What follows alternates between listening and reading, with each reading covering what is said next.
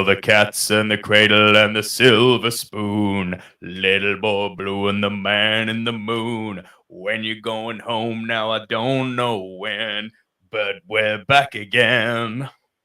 Well played. Well played. Hey, screeners, it's me, the 1AJ, Anthony Jordan. And me, Nico Lurot, back from Sardinia. Shout out to all my Nicoholics. How are we doing, people? How was the holiday? Hot, as you can probably tell by my less pasty than usual complexion. Bro, I've been places much hotter than Sardinia, as you know. There is something about that island. The air doesn't move. Like, there's no wind. Now, you would think island. Why is the air not moving? Like, bro, the Italian flag, like a fluffy cock. It wasn't moving in the wind. I was like, some breeze, little breeze, something. Hoy. Bro, the air was so stuffy. But I don't know if you were following what I was doing on Insta, but like, bro, we got into some cool shit, you know? Took my daughter in the sea for the first time, which was awesome. We did a little boat charter out to one of the caves down on the coast, because Sardinia is like full of amazing caves. Took her into somewhere called Neptune's Grotto. It's on my Insta at Nico Lurot. Shameless plug, but yeah, that was cool. Cool, the end of the World Rally Championship leg of Sardinia, which was pretty awesome. I saw that bit where you were like, "I'm a bad father."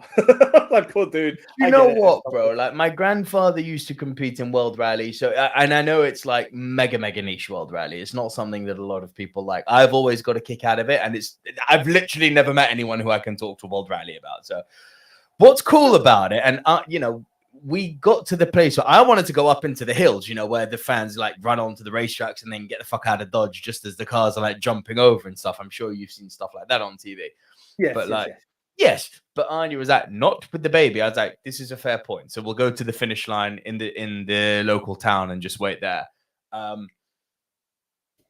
I think Anya and like her aunt were expecting something like more pageantry, and I was like, no. This is why World Rally is not popular. They don't know how to do the old pageantry thing.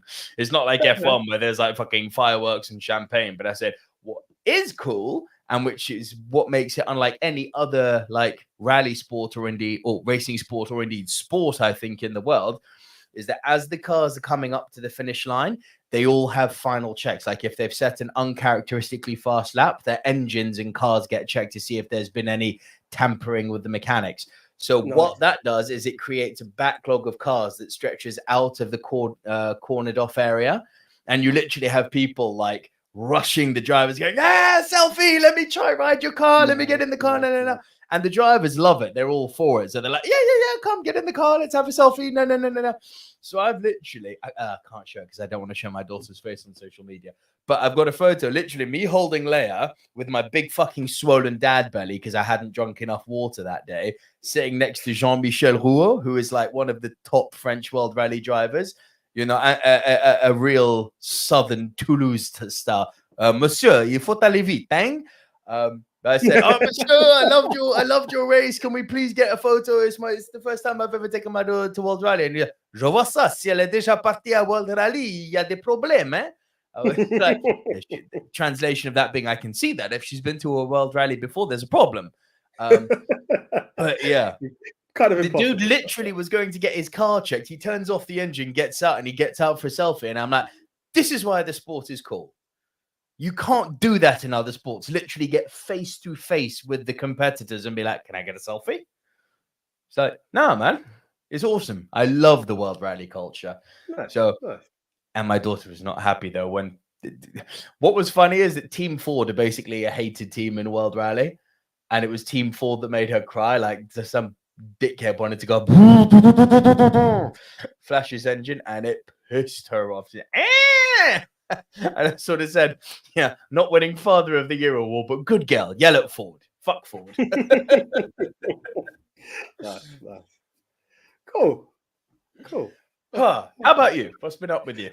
Well, can't complain. We're in just busy, just keeping it going. Went to see the opening of My Fair Lady yesterday at the London Coliseum. Now, the girlfriend brought the tickets for this. The opening? Yeah, like, it's been gone and it's come back. This is the first one from it. Shout out to the guy who played Henry Higgins. He's from Downton Abbey, I believe, and The Crown. But fucking hell, he topped it. I mean, the whole cast was good, but he got a pop, did he? Come again? He got a pop, yes. He got a pop. There was this one part, where Eliza talks into the, I'm going to call it gramophone, whatever it is, and there's that little flame that just bounces up and down as she's talking. It's working. So he's there, and he goes, "Oh, Eliza, do you see this flame?" No, well, neither do I. It's probably broken. But anyway, just imagine there's a flame there, and he just stopped, and everyone just literally was like round of applause, like, dude, the way he handled that. And then some dick who forgot to turn on their phone. It wasn't me before anyone asked. Hey, Joe, were you that dick? And you could hear a ring. So he's going off at a part, and this is where the marbles are on. He's like, "So, Eliza, we're going to do a speech," and you hear the phone go off, and he just stops, just looking around as if it was meant to be something that's actually on stage. He just played with anything that didn't go to plan really well. No, absolutely proper method acting. Proper method acting. I like that. It was great fun, actually. I had a great time. And what topped it off as well, it is what it is. The missus was the one who went for a little surprise for me on this one. And look, we're at a certain point in the month where it's not, you can't do the stalls. Even when I brought the Wicked ticket, I couldn't do stalls, right? So we're up in the balcony, go there to show the ticket, and they're like, yes, the balcony's closed today. Like, what? Excuse me? Yep, comp upgrade, 5 rows back, stalls. Fucking awesome. So it was an absolute great evening. Nice. So that was me yesterday. Can't complain. I do like the theatre, there's something I don't like. It's a strange one. There's something I don't like about theatre fanatics, because they've got this really condescending, patronizing outlook on film. It's like, oh, that's not real art. Let me show you theatre. It's like, fuck off. It's all good. Yeah. But I always remember that every time I go, I'm like, I always have a blast. I just don't like the crowd there because they're really up themselves. There was this one, and to be fair, I get certain distractions, but she pissed me off, right? Because she pissed off Tam, she pissed me off. Literally, while the music's going on, so it's not at a point of distraction. We've got a bit of popcorn. Tam's taking popcorn. She goes, "Do you mind not rustling the packet? It's distracting me." Oh, and I was like, "Fuck off, fuck right off." I just kept it cool. And Tam's like, "You didn't defend me." I was like, "Because, babe, if I started to, it would have been a bazooka. It wouldn't have been the end of the show." So, but in case you're a Movie Mount Rushmore fan, fuck you. I'm sorry, but that one upset me. We got a few people who have joined us, which is lovely. Polymer, is this someone we know, AJ? I'm not sure. Polymer, sound yourself out. Are you Fuzz Aldrin with a different name, or are you someone new to the show? If so, thank you. Welcome. Yeah, I was just really excited. I saw it before you came in. Actually, I was like, "Oh, we got someone locked in already." But I didn't want to interfere. Just Francis Lalonde is here. I see Gavin Mann here. It's the final countdown. Who else do I see in the chat? We have got Francis Lalonde, as I said. Billy Mount's here. Hello, AJ and Nico. Frank Torres is here. Hey, Frank. I'm hoping that clamp is to my Cats in the Cradle and the Silver Spoon. Probably not, but I can take that. Jackie G's here. Nico attempting to look like Donald Trump. Jackie, no. That's just mean. That's just very not cool. That's mean. Billy Mount with a nice comment. Hey, Nico, I watched some of your videos back when you had short hair, and I got to say you look better with the hair you got now. Thank you, Billy. That just made my day. I appreciate that comment. That's lovely. And Francis Lalonde here says, Nico describing his daughter's reaction to the motocross. Sounds like she's watching Dick Dastardly. Bro, Francis, we all know about Wacky Races. Francis, Wacky Races is something that we've adored down here too. Cartoon Network, gotta love it. That was a cartoon. You really do. What did you lean more towards? Dick Dastardly and the Flying Machines or Wacky Races? I don't actually remember Dick Dastardly and the Flying Machines. I remember Catch the Pigeon. Oh, right. Okay. I just knew it was Catch the Pigeon. I didn't actually know what it was. Do you know the sad thing? You know when you're that young, you just intertwine it all into itself, and then it's slightly different. I think I knew Catch the Pigeon first. I'm going to call it that just because that's what I know. But Wacky Races was, I did know it first. And then I liked Wacky Races more because it just had extra characters that made it that bit more exciting. Who was your favorite racer? Get that memory going, AJ. Come on. You bastard. It was... Frank Torres. He's just here. Look, the perils of Penelope Pitstop. That was a great one. Penelope Pitstop was a good one. Was Dick Dastardly the one who played? He played like the really pompous Flash guy as well. He had like an alter ego in this one. Am I not mistaken? Or was there No. Dick Dastardly was always. So Wacky Races had the most schizophrenic fucking storytelling ever. Dick Dastardly's thing was he always wanted to win the race, obviously by dastardly means, but somehow he was so preoccupied with trapping the other racers, and I'm there thinking, if you're trapping them, that means you're ahead of them. Well, this is it. Just finish the race, bro. And I remember there was one race where he actually won. It was I just remembered who my favorite were, by the way. Go on. Anthill Mob. They were cool. Oh, the mini gangsters. Yeah. I think I was Rufus Roughcut and Sawtooth in the Buzzwagon. So for some reason, I was thinking Rufus Roughcut was. I don't know why I'm having this flashback of Dick Dastardly having like an alter ego at one. I don't know. Dick Dastardly had a dog, which Francis. I know Muttley. I know Muttley. There was once someone whose jaw was slightly moved forward, and they had to get a retainer to push it back. But that was my whole comment. I was like, yeah, so you got the Muttley grin going on. That's why you need to push it back. It's a family member. That's as far as it was. It wasn't me bullying anyone. It was just a little in-house joke. It was, but it was a family member, so it's okay, is what you're saying. Basically, yeah. It was an in-house joke between us. I knew it was no harm intended in it. I shan't name them because, I'm not going to go that far. To make it like, oh my God, you said that to X. Oh, I've just noticed that I haven't got my fucking images ready. Oh, well done, do you know what? I was going to remind you, but last time I was out to remind you, like, I've got this, bro. So I was like, he's got this. No, he doesn't got this. But he's got them ready. He just needs to upload them. So AJ, vamp for, well, we can keep vamping. We're doing fine here. How's everyone in the chat doing? I want to know what movies you saw last weekend and what movies you're planning on seeing this weekend.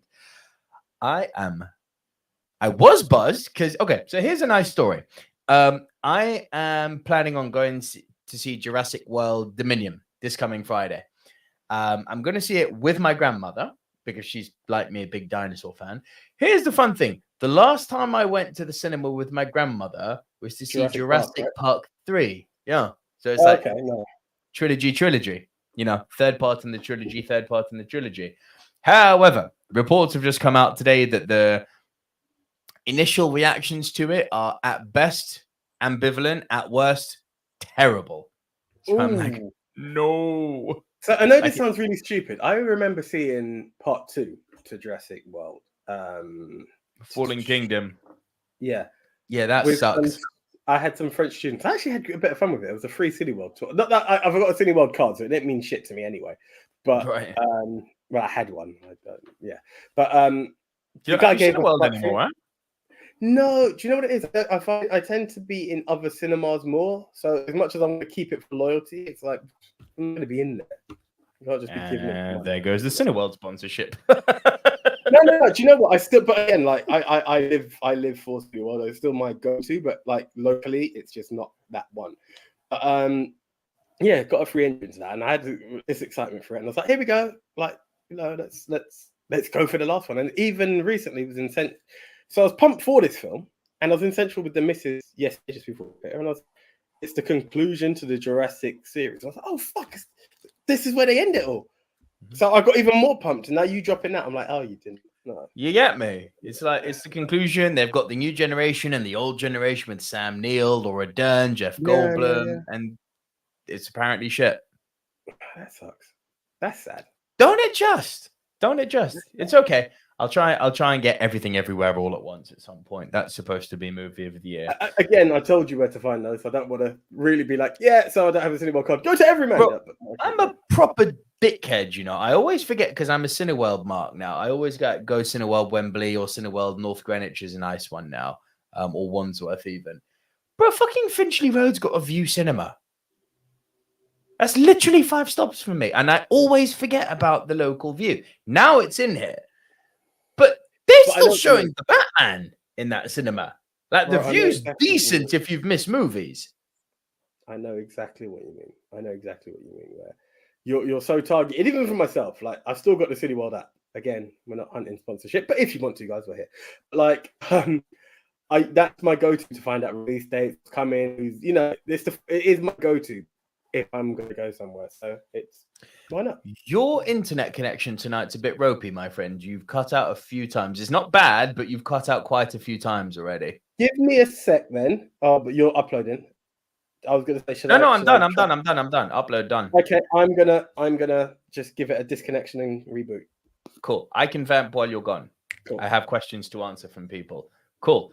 Let's say goodbye to AJ for a moment. And while he comes back on, I want to address this comment from Frank Torres.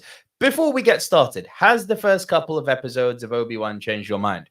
No, absolutely not. So I thought there's some good stuff. There's definitely some good stuff in Obi-Wan. It's pretty obvious where we're going, sadly. There are some things, like I love the little girl they've cast as Leia. I think she's magic. I do think there are some things which are laughably bad. Like you can smell the stink of the prequels, just like you could, you can smell the stink of the prequels on this.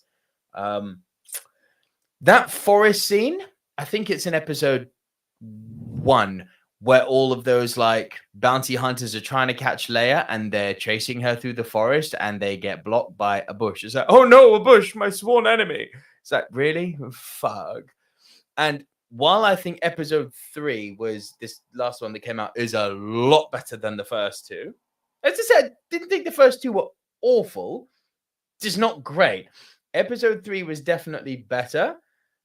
But let's be very real here, friends. They have completely, talking about Obi-Wan, AJ, they have, with episode 3, completely retconned canon. What happens in episode 3 of Obi-Wan the series? They have retconned and changed Star Wars lore. What your favorite scene, AJ? The one that makes you dislike the original? What is it? The original Star Wars movie. Oh, your favorite scene with Obi-Wan? Oh yeah, where he just when we last met, I was but a learner. Now I am the master, only a master of evil, Darth. That scene, especially in hindsight of the prequels coming out, made it abundantly fucking clear that the last time these two saw each other was the volcano planet Mustafar, where he got severed in two. Don't know where AJ's gone. I'm sure he'll be right back. Must be a phone call. You can do all of the kind of, semantic hopscotch you want. The fact of the matter is that especially given episode 3 where Vader bitched ObiWan Kenobi, they've retconned it. There was nothing masterful about Obi-Wan there. Now, do I think that maybe where they're going is Obi-Wan's going to call on Qui-Gon Jinn, the ghost, the spirit form of Qui-Gon, who's going to teach him new stuff, and then there'll be another Obi-Wan and Darth Vader fight, and this one Obi-Wan will win. That would somehow fix the problem. But let's be very real. They've booked themselves into a corner here. You can't, in the original film, say that the last time these two guys met, Obi-Wan was the master, and then literally showed Darth Vader whipping his ass in the series. They've retconned canon. Now, I don't have an issue with that. But what I would like from the Star Wars crybaby fans is a bit of consistency. With episode 8, there was so much anger at the fact that they not retcon stuff, but changed a few things. Not historically speaking, but they changed things like, we'd never seen a Force ghost projection like that. We'd never seen we'd never seen Leia who rode through, who spaced like a fucking Space Mary Poppins. We'd never seen that stuff, and it upset people. If that upsets you, you cannot defend this Obi-Wan series. Because that was changing Star Wars. This is retcon Star Wars. You cannot have it both ways.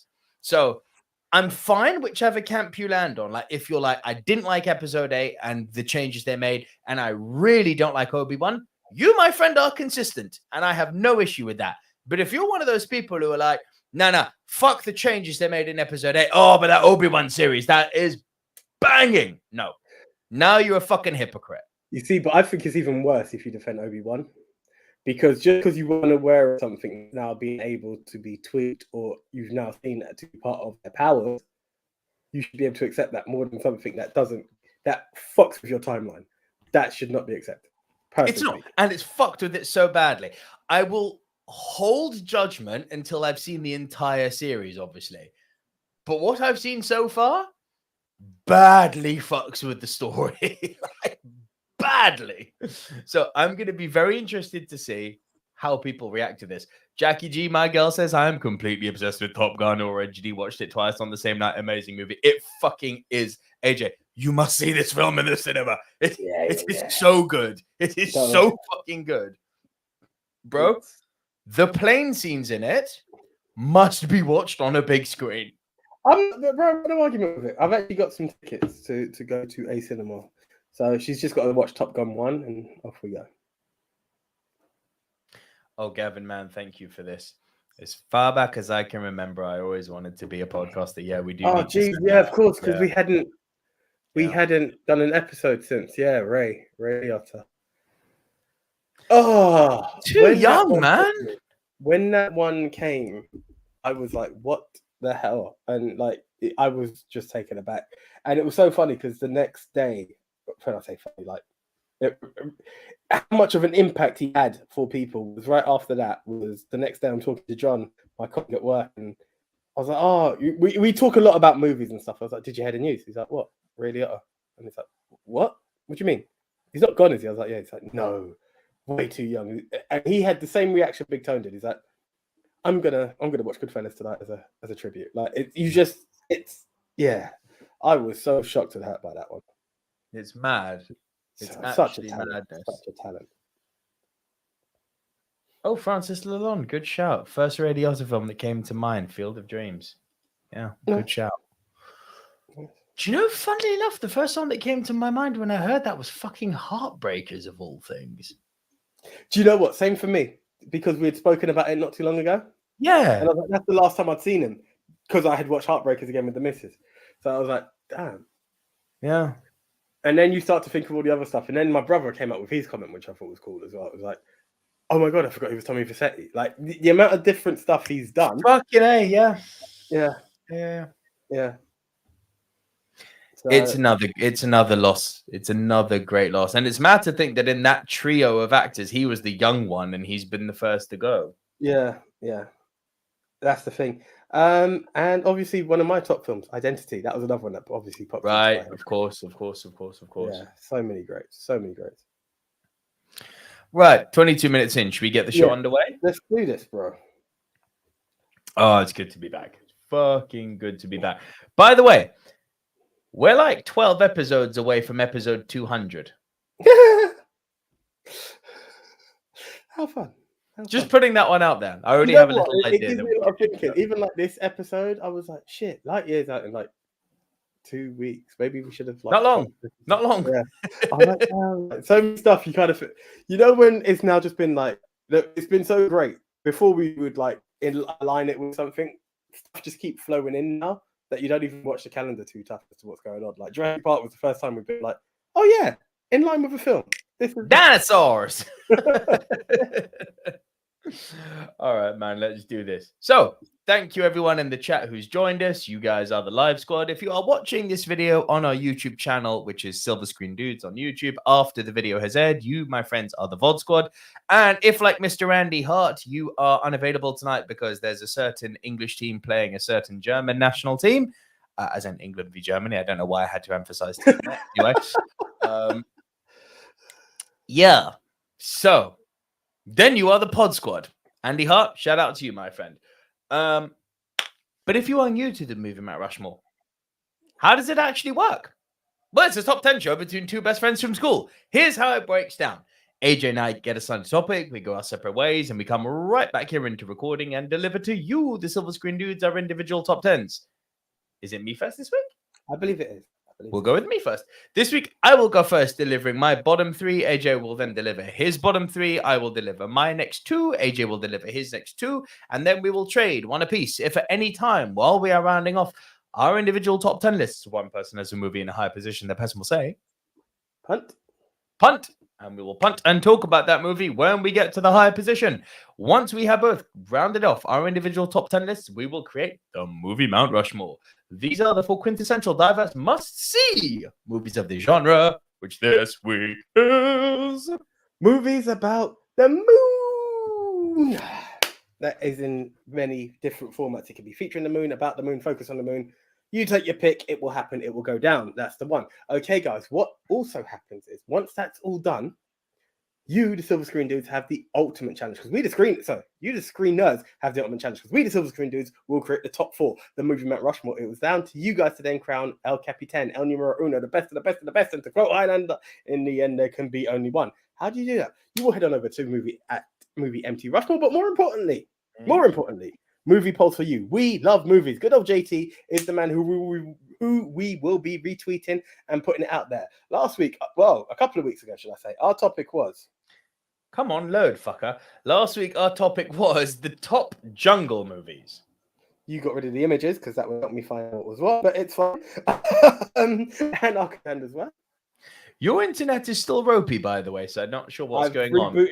When you thought I had a phone call, I went to literally move the router because I could see the signal bit flashing, so I don't know what's going on. It's actually a pain. Our contenders were, so I apologize to everyone if there's a slight static delay with AJ. We're doing the best we can here, people. What contenders were for the best jungle movie? Apocalypto, Predator, Tropic Thunder, and Apocalypse Now.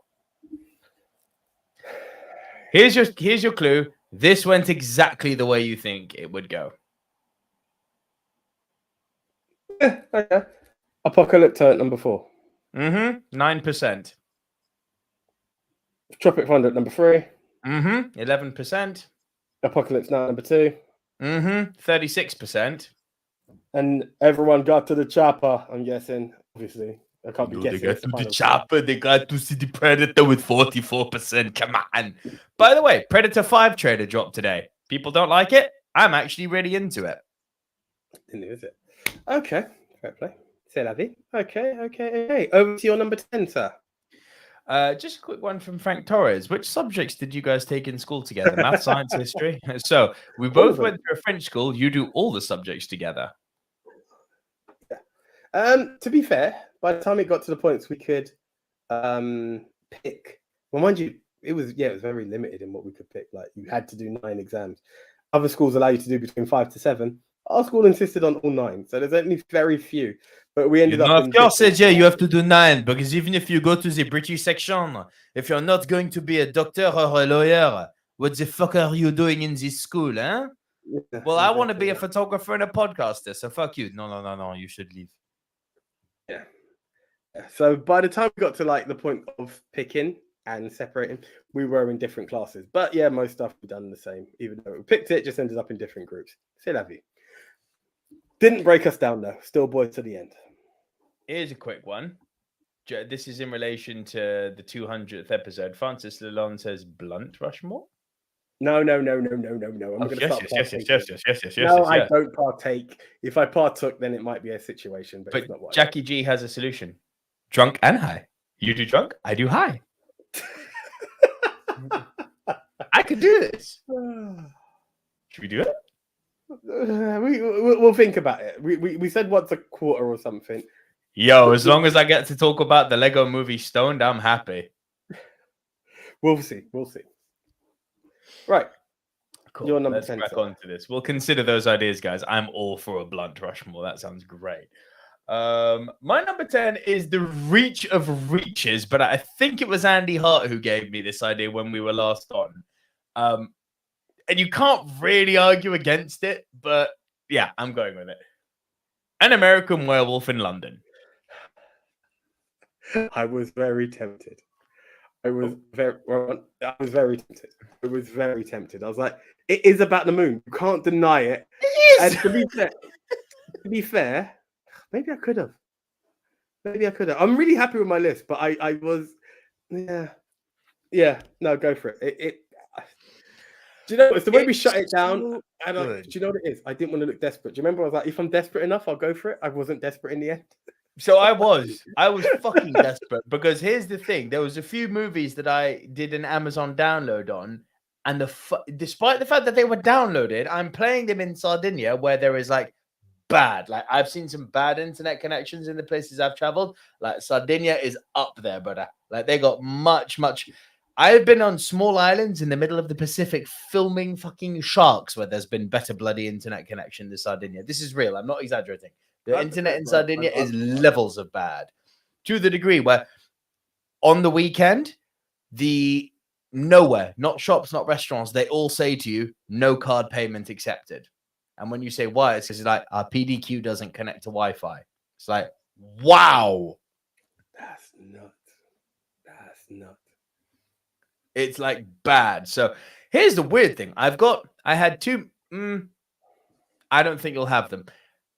Room 237, the Stanley Kubrick documentary about how he made The Shining, which was affiliated with how he supposedly shot the moon landing. I would have loved to have watched it. Had it downloaded, press play, internet connection required. I'm like, why? It's downloaded. Press play, internet connection required. Amazon says no. It's like, well, fuck you then. I guess I'm reaching. I'm going an American Werewolf in London. It's a download. But anyway, yeah. Okay. Thank you. The app says no. App says no. That's weird. Mm. Guys, I've just seen my screen jump about twice. So I'm gonna just like apologize again for this really bad internet that I can't explain. We have talked about an American Werewolf in London quite a few times over the last 187 episodes, but it's one of the best horror movies ever made. It's John Landis at his rip-roaring best. It's got one of the best practical effect and CG effect melanges of when he transforms into the werewolf ever. And it's one of the few horror comedy movies that does both the horror and the comedy well individually. It's quite fucking brilliant. And yeah, I'm not going to go into more on it just because we have spoken about it so much over the years. But yeah, that's my number 10. Cool. In at number 9? My number 9, I feel we're going to punt on Hidden Figures. Well played. For the pod squad, you must say the word. Punt. Sorry, punt. Well played. Yeah. No, guys. Sorry. Fighting with this internet has got me all over the place. But yeah, that is a punt. In at number 8, will you have this? Maybe not. Austin Powers, The Spy Who Shagged Me. I was tempted, but I left it off. I came across a few other bits, and I was like, yeah, Austin Powers has been spoken about. If you bring it up, it makes it. If it doesn't, we've spoken about it. Look, just before I get into it, I've got a few people asking here, Nico, have you seen the sequel where it's set in Paris? Remember an American Werewolf in Paris? All I remember is the Bush song from the soundtrack. Do you know what? I'm an unabashed defender of an American Werewolf in Paris. Is it terrible? Yes. But do I love it? Yes. It's just fun. It's such dumb fun. There are things in it that I really, really enjoyed. Oh, sorry. There are things in it that I really, really enjoyed, but it's obviously not a patch on London. Now, Austin Powers, The Spy Who Shagged Me is a sequel that is superior, however. Yeah, great fun. Mini-Me, fat bastard, the base on the moon. Mini-Me, stop humping the laser. It's just, the base on the moon is essentially where the big moon etiquette, where the big moon affiliation comes from. But do you know what? And I know people are going to say this in the comments. Yes, it's got Will Ferrell. This is the one Will Ferrell movie I like. And I actually laugh at Will Ferrell's scene in this. I'm not even going to lie. For the record, it's also Will Ferrell dying. Not that we condone death on anyone, but... No. It is not Will Ferrell dying. It is him falling off a cliff and breaking his leg and calling up for help because the wound is starting to smell like almonds, which can't be good. No, if he did that in every movie, I don't mean the racist, Central Asian accent, but comedy like that, I'd be like, yeah, I'm down. But this is the thing. It's the man-child stuff that doesn't work for us. We've said that time and time again. It's not that he can't do funny. It's the man-child stuff that is just too stupid. Fucking Elf, man. Jesus. Really hate that stuff. It's awful. Francis Lon says, dang, hadn't thought about Austin Powers. It is an honorary Moonraker. Definitely. Billy Mann asks, which one do you think is better and cooler? Austin Powers or James Bond? Or James Bond? I mean, come on, it's a different kind of cool, isn't it? I mean, one is just unless we're talking Daniel Craig, then Austin Powers. Yeah, maybe. But I mean, no, come on, Austin's no. He's cool, he's suave, but he's not Bond. Like Austin has a way of making it happen. Bond, neither is Daniel Craig. You want to be Bond. Unless it's Daniel Craig. Again, I agree. But who's ever said, yeah, I wanted to be Austin Powers? Like, it's never been that. You know what I mean? Like, it's Austin cool. Powers. Austin Powers. What was that fucking last god awful Goldmember? No, the last Bond movie. I blocked it out. I hated it so much. No Time to Die. No Time to Die. Thank you. Austin Powers be watching that, going, "Oh, behave." Fucking awful. No, baby, no. Do you know what I love? And Billy Mounts brought it up here. Wait, that means I'm single again. Oh, behave. It's that whole intro where he's going across the hotel and they're doing every trick in the book to hide his junk. It's quite brilliant. My personal favorite is when he goes to the dining table and he goes to the fucking rabbis and the fucking meat they cut off the end. that was class. It was class. It's fucking excellent. So that was my 8. What's your number 10, please? No problem. So in at number 10, it's new to the world of film and it's from the world of Netflix. So it's not illegal, what have you, but it's a 2022 film. Apollo 10.5. Now, bro, it's out there. It's called Apollo 10.5. And I think the full title, let me just bring this up for you again. A Space Age Childhood. Huh. I like the animation style there. The animation's really nice. And what's really funny with this one is that the missus, first when we watched this, like, oh, do I get to tell Nick off now? Because I know he was one who picked moon movies. I was like, well, you're right, actually, this week. And she's like, this looks boring. And really? You're watching a cartoon? Half an hour in. And this is before we're going to the pitch. She's like, oh, sorry. Excuse me. Your missus has a problem with cartoons. Not having a problem with cartoon. Do you know what? She falls under that category of people. Don't get me wrong. She went to see both Frozens in the cinema, actually. But she looks. No. She didn't go to either of them with me. So that's her own demons to deal with. But it's one of those things that, you know, that you get those, that there's that category of person who feels like, oh, it's animation. I'm above that now. And then it's yeah, like she's open, but it takes a bit of persuading. I think it's just with a few more. It's like, okay, cool. The other thing I'm trying to convince her to watch, and I will watch it this week without her, Chip and Dale. I'm like, we all love Chip and Dale. Why have we not watched this yet? Oh, legitimately, it looks good. It looks like a modern Roger Rabbit. I've got no issue with seeing it. I have no issue seeing it. But I'd like something a bit older than that. And I'm like, oh, what? You want your teenage rom-com? Okay, just by 2 years, babe. Well done. But that's the letdown on it. But so it's not that. But we've started to watch this now. Why is it my number 10? This film is a beautiful, absolutely beautiful love letter to the 60s. It's a flashback. Imagine the Wonder Years. Imagine in animation. That's what this film is, right? The reason why it's my number 10 is because the name and everything leads you to believe that there is a space mission that goes on. I'm not going to spoil it. It's obviously there because it still made the list. And there's a lot of reference to Apollo 11 landing. But then what you realize, what it starts off to lead you to believe, obviously it's not going to be there because it becomes very fantasy. All right, no spoiler. It's childhood fantasy that kicks off in this whole story. And you're like, I like that. It's nice. It's very beautiful. And to be fair, it also gave me, there was a film that was on a list of stuff I wanted to see. And while he's doing his flashbacks, it gave me another reminder to watch that film, and I watched it, and that also made the countdown for the list. So I was like, yeah, you know what? It's a great film. Billy Mount says this is a Richard Linklater film. Is it now? I didn't know. I just heard it was out there, and I thought, you know what? Let's try and see what's fresh in the world of moon landing. Now, can I, in terms of moon films, flipping heck, is there a lot? So many films which I had enough time to watch them all. Yeah, way more than I anticipated. But yeah, this was a beauty. Very, very, very nice. I think you'll enjoy it. I am going to check it out. It sounds nice, and I'm a sucker for animation, and I can see Francis is too. Thank God. And Gavin Mann I can just see him saying this in his Scottish accent. Chip and Dale is bugging. I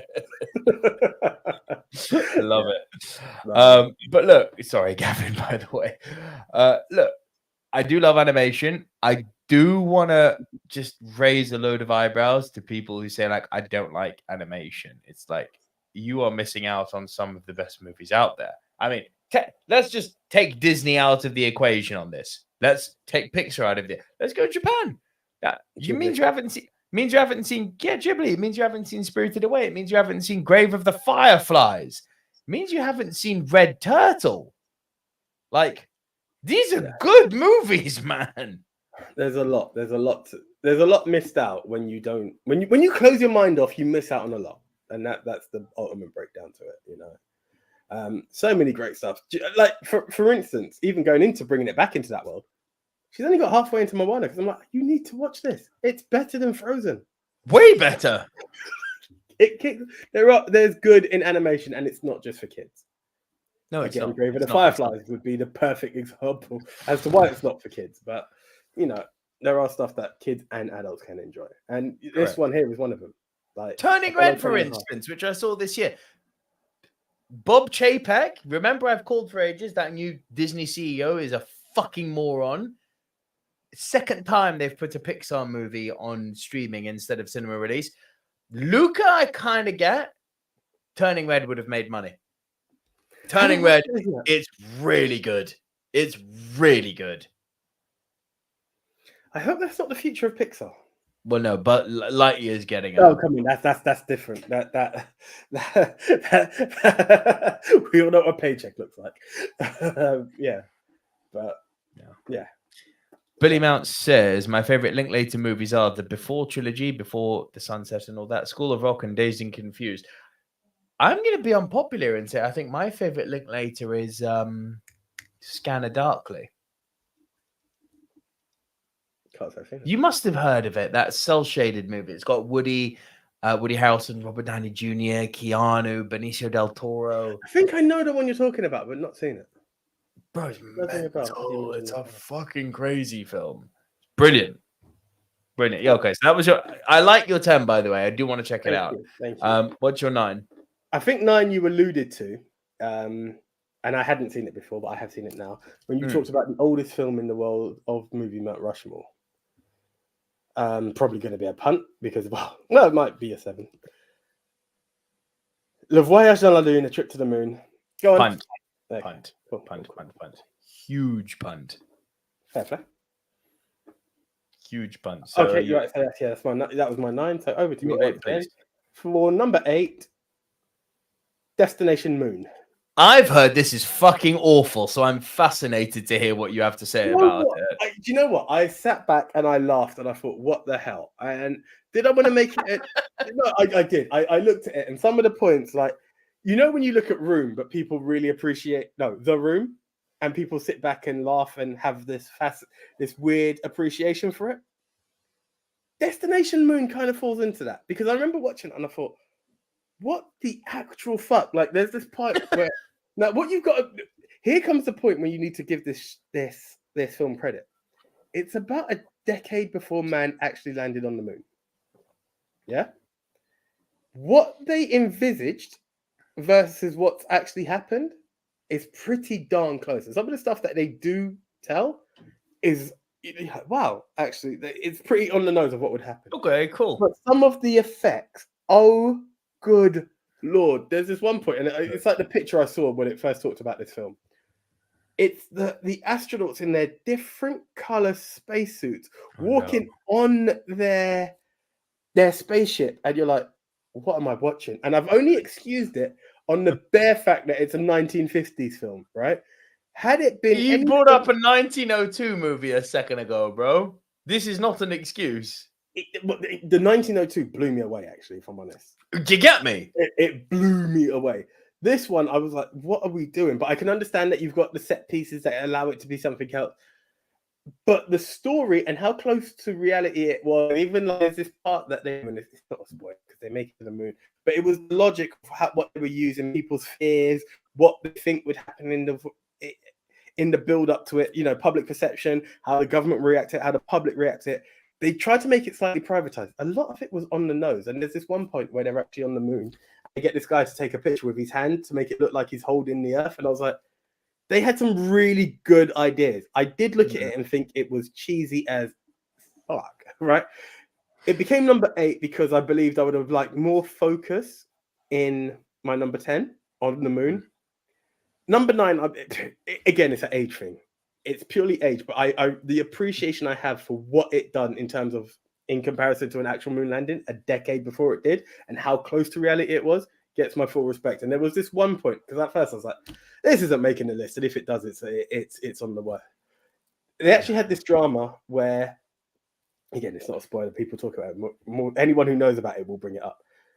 This point of where they're trying to get back to Earth, and they're not sure if they can do it based on weight, removing everything. They're doing all of this, all these different stuff, cutting little bits out. Even the fucking comms get thrown out, and it comes down to, well, there's 3 guys. It turns out only 2 may be able to go back, and that built a little tension and caught my attention. And another part that I really love. In the beginning, it had Woody Woodpecker. I was like, oh my God, what are you? Like Woody Woodpecker. Woody Woodpecker explaining space travel. It was fun. Fucking Woody Woodpecker. Good old days.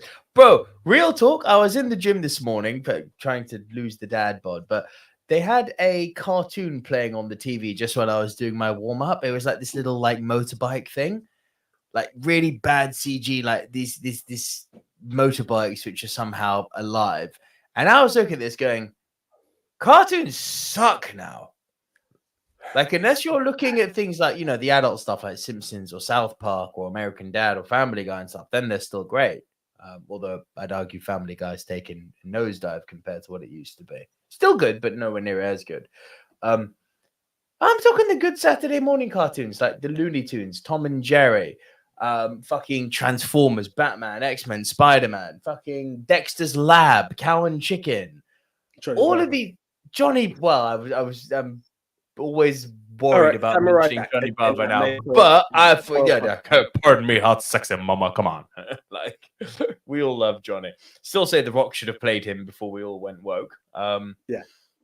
Freakazoid, thank you, Jackie. Freakazoid, Dodgers and the 24th episode. Oh, it's fun. I remember we were going to get the WB channel over here, and that was what I was so excited for. Finally seeing Freakazoid, and I never got to see it. And then, you know, you go a little bit later and you have like Toonami and you know, fucking Dragon Ball Z and bro, do you remember this one? Do you remember the Centurions? Yes, I do. The 3 dudes were like these different mechs, like one was air, one was land, one was water. Bro, things are fucking G.I. Joe. Cartoons were good. Yeah. And then you go a bit more old school and you have things like Mickey and the Gang and all that. I still argue. I'm stealing this line big time from my boy Roger Rabbit. No one takes a hit in movies like Goofy.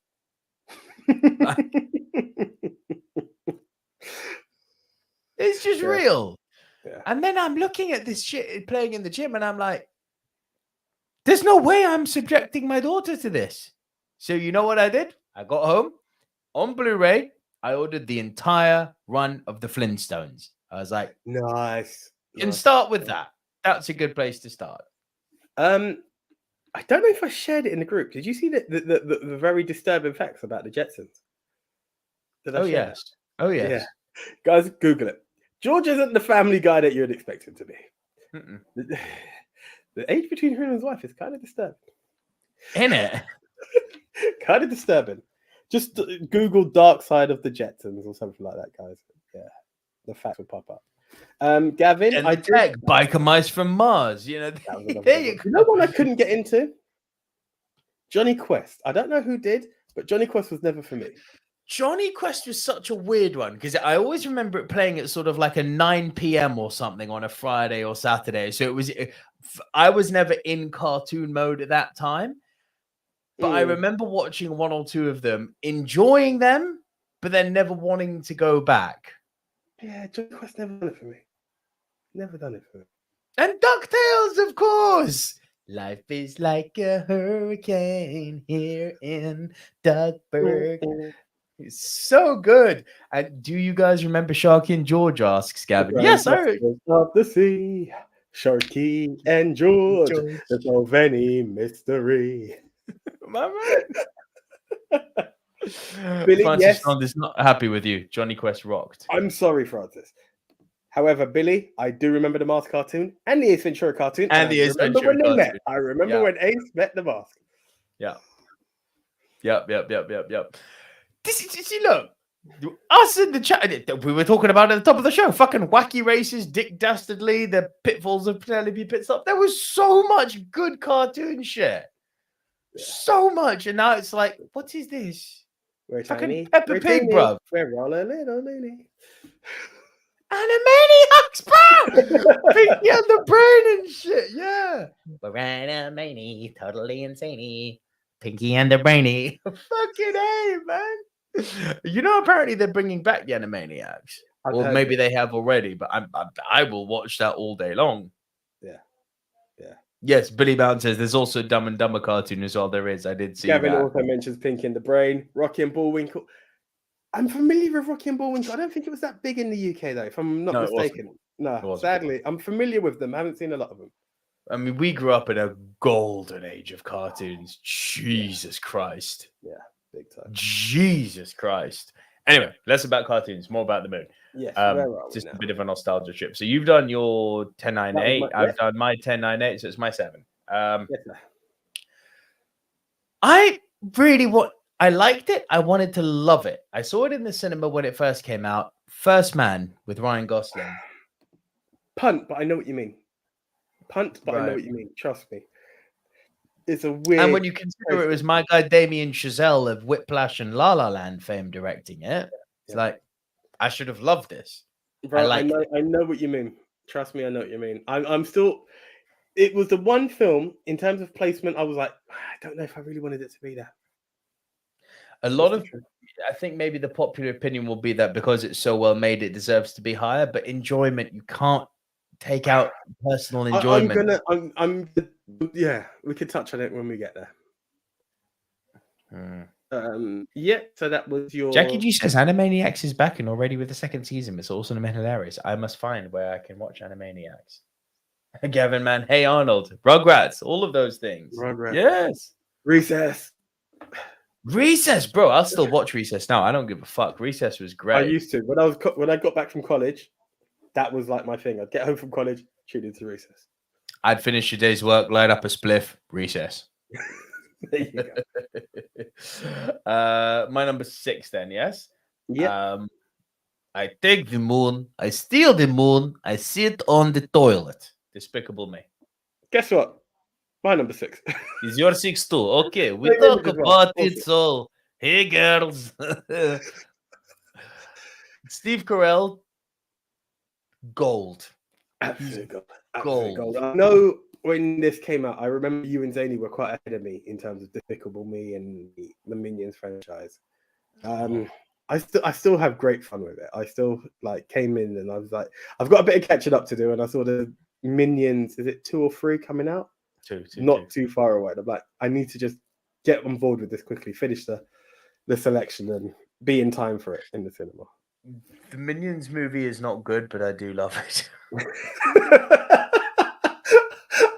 I love when you give that warning because you admit to it straight away, and I know it's one of those when I'm going to watch it and I'm going to be like, "What am I being forced into here?" But it's Minions.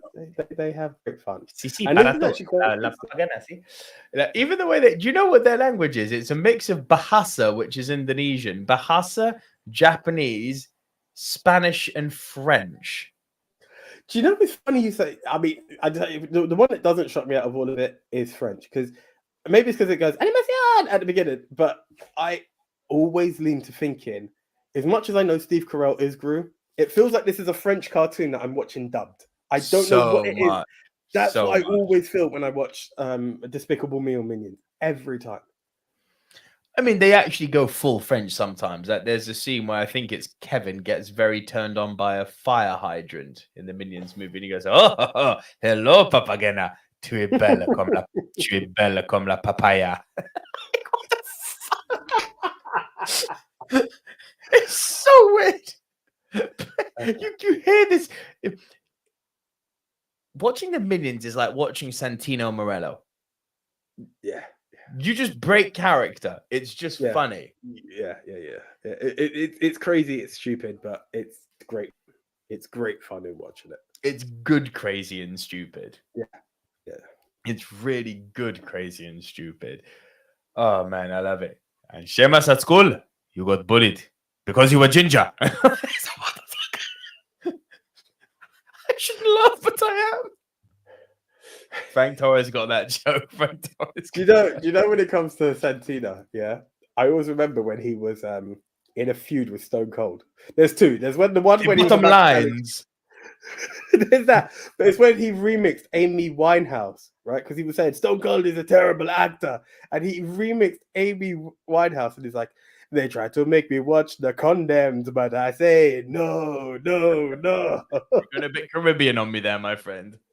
But I was cracking up. Like he was gold. But we don't deviate into wrestling. That's after the show. But yeah. No. Despicable Me is great. The aspirations of a man to be the ultimate supervillain, but with a heart. That's what's lovely about it. It's like he's a bad guy. He wants to steal the moon. He wants to be the ultimate supervillain. And then these three girls turn up on his doorstep and he has to daddy them. It's the fact that we've taken it from a villain's angle, but he's still the good guy. Like so much of it, I appreciated from this film. Like it's great. Yeah. And yeah, I mean, oh my God, it's so fluffy. You can't help but love these little girls, man. They're so awesome. So awesome. So that was my 6. What's your 7? Right, in at number 7 for me, First Men in the Moon. The fuck is you with this old school shit today, AJ? Well played. Old school stuff because it was really, they came across to me. I can't remember where I done the research time, but yeah, they were there. First Men in the Moon. Again, one of those films I thought was going to be really serious, but ended up being very B-movie. But it was really fun at the same time.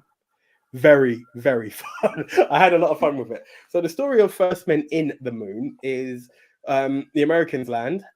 They're celebrating the arrival of the first man on the moon and whatnot. As they get there, what do they see?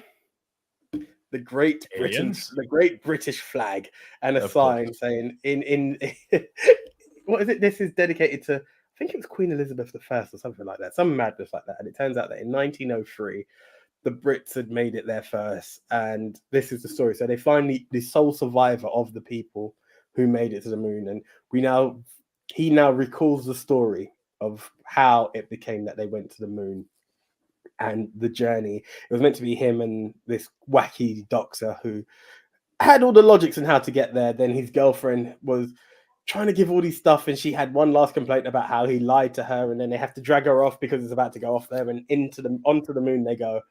And yeah, it was actually, I had fun with it. I actually had fun with this film that made me laugh. It was just those cheesy B movies that you're like, oh great, is this really what I'm watching? And once they get into the moon, what we now find out is that the moon is inhabited by what are essentially man-sized flies. That was the point of their version of an alien was just like giant flies, and it had that very Lost in Space kind of communicators and very like it was weird, but it was fun. And it's their whole journey of how to communicate and escape from the moon and try to get back home. So yeah, it was weird but fun. It was weird but fun. It was the journey building up to the moon actually that excited me a lot more than once they were on the moon. But there was still something to, okay, so this was your take on what it's like to be on the moon, which each film has their own different take in that, and I appreciated it, but I had a lot of fun with this film. I think Gavin Mann summed this up perfectly. He does obscure Muppet films. He's digging out super old school moon films. What else does AJ have in his locker? Speak! Do you know what it is, guys, as well? The challenge always comes because of you guys, right? And it's not that I'm like, okay, obscure moon movies. I kind of look out for like top great moon It's not the Drunk Rushmore, AJ. You're fine. No, it's not that. But there were always these, like, think of it. The Drunk Rushmore was born out of the fact that AJ's favorite line was, I haven't seen it. So I'm going to start to look out there and see what's out there. And, I could say easy. It wasn't that easy to just pick. But if there's a chance to see something new that's out there, let's go for it. Yeah, good for you. Respect. Big respect. I completely agree with that. And that is what the Movie Mount Rushmore was all about. Edutainment, baby. Each of us showing each other movies that we haven't seen, and hopefully showing you guys some movies that you haven't seen, which is difficult considering the knowledge on display in the chat, but we try. Mm-hmm. We try. It sounds cheesy as fuck, bro. I'm not going to lie. It's cheesy, but you take those kind of 60s, not too serious, bit wacky, you'll enjoy it. It's in that range. Quick tangent, just because you mentioned Queen Elizabeth. Did you watch any of the Jubilee? Bro, remember where I work? I was involved in the Jubilee. It was really awesome for when the planes went over. Like, from the boat, right the embankment, seeing all these players go over. It was real fun. Aside from that, I've not watched a damn thing. So actually, I saw one bit, and I know it depends if you want to get into that argument. We can. Are we talking about Prince William's son and his behaviour? No, I couldn't give a shit about that. He's a kid. Let him be. Let him be. He's going. I agree. I was like, fair play to him. He's a fucking No, bro, child. I get it. But I also agree with some people who said, what would have happened if that was Prince Harry's kid? Would he just be, oh, he's just a child, or would it be, oh, look how they can't control the kid? Oh no, he would have been chastised because that's the way people are. Pick on the ginger. Yeah, we'll go with that one. And pick on the ginger and his black wife. I wonder what color this. I wonder what color the child will be. Well, what do you think? I don't mean to offend, but it's a really interesting question. It's not though. He's pasty ginger and she's kind of black. Child's gonna be cafe latte. Come on, like, what are we doing? Why does it matter? Why? Oh, it's a really interesting question. It's not though. It's kind of fucking irrelevant.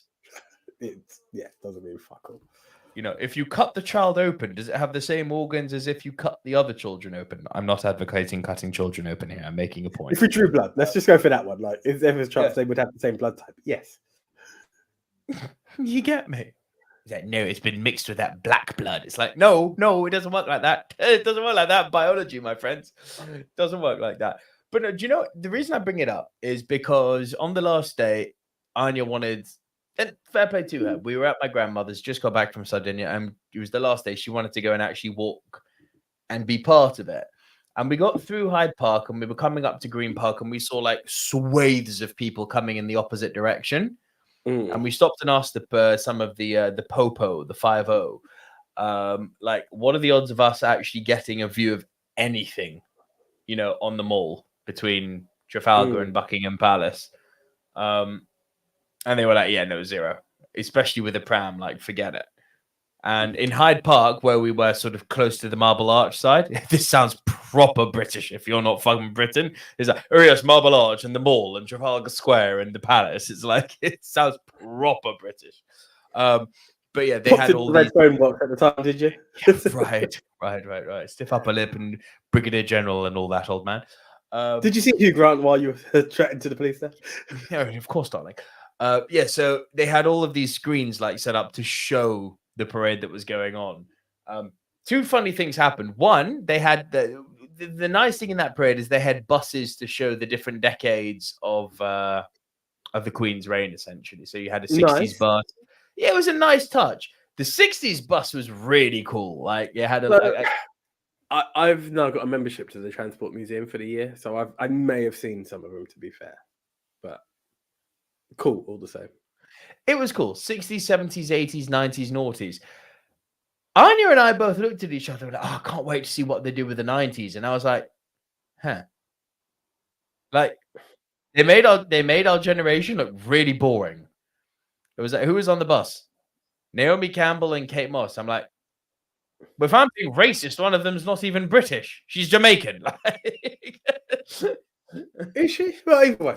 But the other side of it is, you surely should have had the Spice Girls on the cover of your fucking Totties bus. Thank you. They even said in the commentary, like, "Oh, it was the decade of girl power." I'm like, "Cool. Where's Jerry?"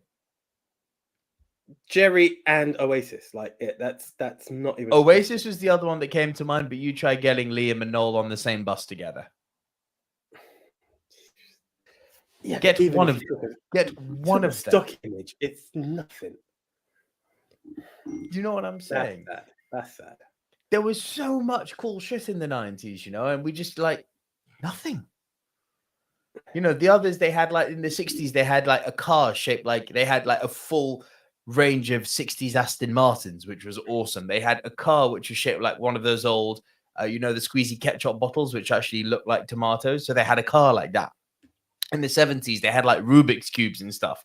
So there was all these really cool things on each like decade. And then the 90s came and it was like, I was like, bro, even put the fucking Teletubbies in there if you have to. Like something. It's something. They took the world by storm. You're damn right.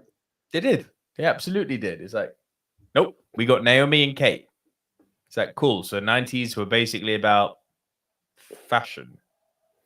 Yeah. There was more to it than No, that. it was a lot more than that, especially from a music front. You get me? Give me Jamiroquai's hat, for God's sakes. Give me something. Something. Like, fuck.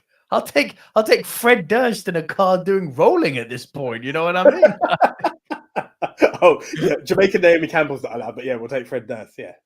I mean, he's in a fucking parade going up to the palace. Breathe in, breathe out, bucking up palace. Rolling, rolling, rolling. Come on, man. Fucking give me Kid Rock going bar with the bar did bang, bang. Come on, give me something. Like, no, they made the 90s look really fucking vapid and boring. And I was like, nah, man. No, that's doing is dirty like that. Although the one thing that was very funny was that the way that they were narrating this whole procession, bro, it was British in the worst possible way. Like, it was so like, oh, and here you can see this wonderful bus driving up towards the palace. Let's see the guests we have on this bus. Oh, yes, look there. You can see everyone's so happy. And there you can see the Brigadier General sounding off on all the troops. It's like, bro, will you please speak with a little bit more emotion? And then here's the funny thing. What we watched that night, it was funny because I said to Anya as we were watching that, I said, this is British in not a good way. Because you know that if this was like America or something, they'd have like some crazy, like, yeah, boy, come on, we're going to go see the Queen now. Woo, yeah.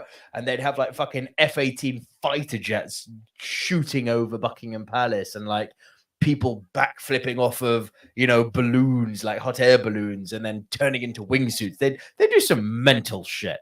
This is just like, oh yes, and look at this old 1960s bus. It was like, oh God, you're making us look so boring to the rest of the world. Jesus Christ! Like a show dog at Crufts kind of thing, isn't it? Where it's just like, yes, here we go. Approaching now is the 1962 bus, where yes, in this time the Beatles would have been playing music, and many of fans would have liked to have had a walkie-talkie, but they were quite expensive. Only people had it. Like, fuck off.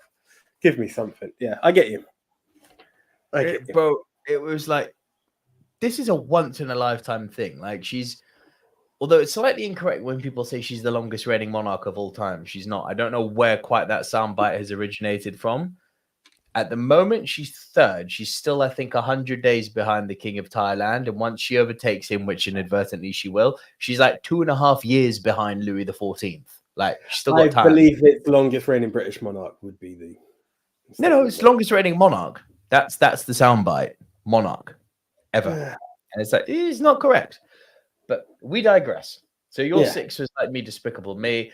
Back to movies now. My number 5. Just another thing about that film. I believe, First Man in the Moon, it's a favourite of George Lucas and Spielberg. So you may want to give it a small look.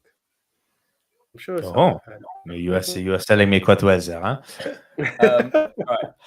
My number 5 from a franchise that I hate to love. A franchise that I hate to love, but I love. I know where you're going. Of course, I had to. Yep. Transformers 3: Dark of the Moon. Yes, that is my number 5. And yes, I maintain that there is good in this movie. Is it a bit convoluted? I mean, a bit's being a bit underrepresenting here. But look, these movies are about fucking alien, sentient, mechanical beings that turn into either cars or planes. Like, you have to like give it a pass to a certain degree. However, number 1 is a good movie. Bumblebee, which you and me saw, I would argue is actually a great movie. Like, that movie is fucking solid. Transformers 2 was, although it had that epic forest fight scene, which still to this day makes me go, Jesus Christ.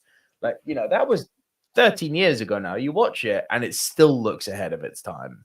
Like, it's nuts what they did in that fight scene. But one scene, as I've always said, one scene doth not make a movie. Dark of the Moon, I would argue, is actually of the, if you don't include Bumblebee, of like the mainline 5 movies, Dark of the Moon, I would say, is my second favorite. I actually have quite a good time with this movie. I've always been a fan of like revisionist history. I think it's very fun, the idea that they went to the moon to go to the dark side in order to reclaim Autobot technology. I like that type of shit. I'm a sucker for that. I think that say what you will about the storyline, but that Battle of Chicago at the end is awesome. However, my God, does this franchise go off the rails in parts 4 and 5? Like, there's a very angry rant of my review of Transformers 5. It is terrible. It is so bad. It is so unforgivably bad. And that's coming from a Transformers, Mark. That's coming from a guy who thinks Transformers is the best thing since sliced bread. The Generation 1 cartoon I talk about, and the IP in general. Optimus Prime, my hero. I said it. But fuck me. 4 and 5 are so bad, and 3 is not great. So it's just the way you break it down. You've given it all to the facts. You're like, but fuck me. Yeah, like maybe that's the commentary we're looking for the Queen's Jubilee. And coming in now, fuck me. Here comes 90s bus. Oh, fuck me, Naomi Campbell still looks good at her age. Fuck me, black really doesn't crack, does it, sir? Like, something. Like, yes, it's not a good movie, but I find uncontrollable amounts of fun in it. Uncontrollable amounts of fun in it, given that I'm such a fan of the franchise. But yeah, I see you, Jackie, going, ooh, yeah, I know it's not great. Billy Mount says, I thought the franchise you love to hate was the Fast and the Furious. That too. This one's more passionate for him, though. Fast and Furious this one hurts more.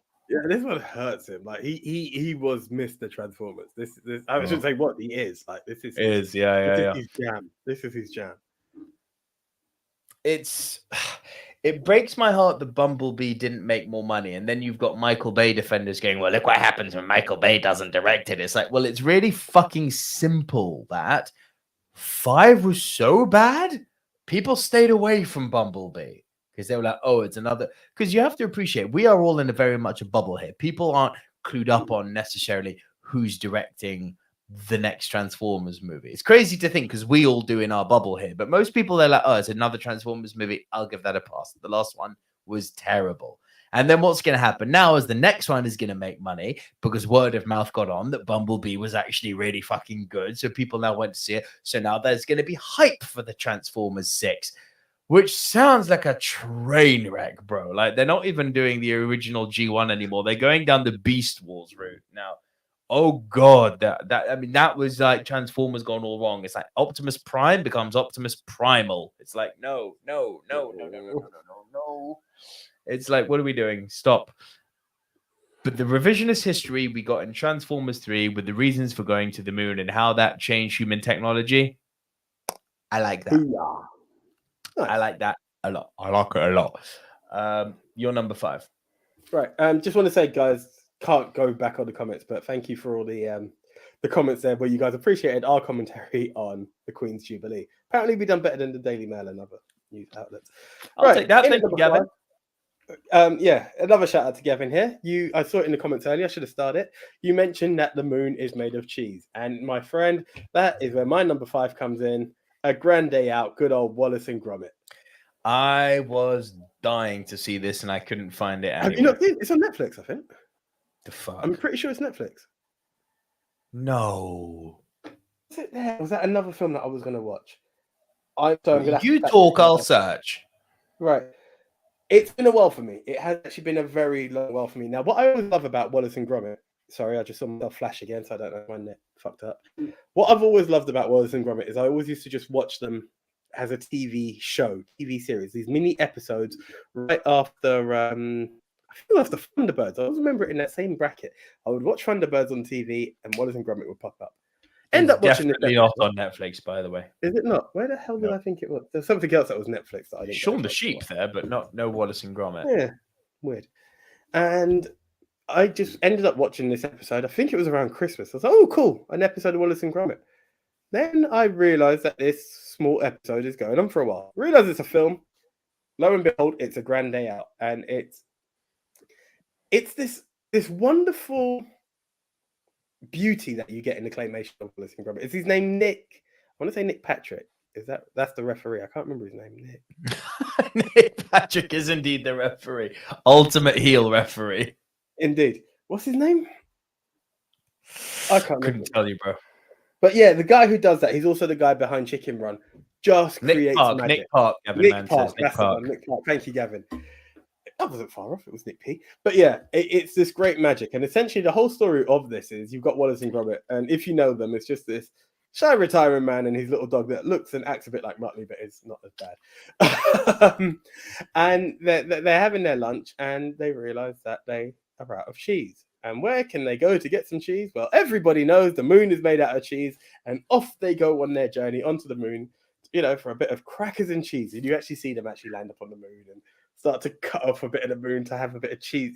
It's this weird, crazy story that works out. And along the way, they realize they're not alone, and this robot pops up.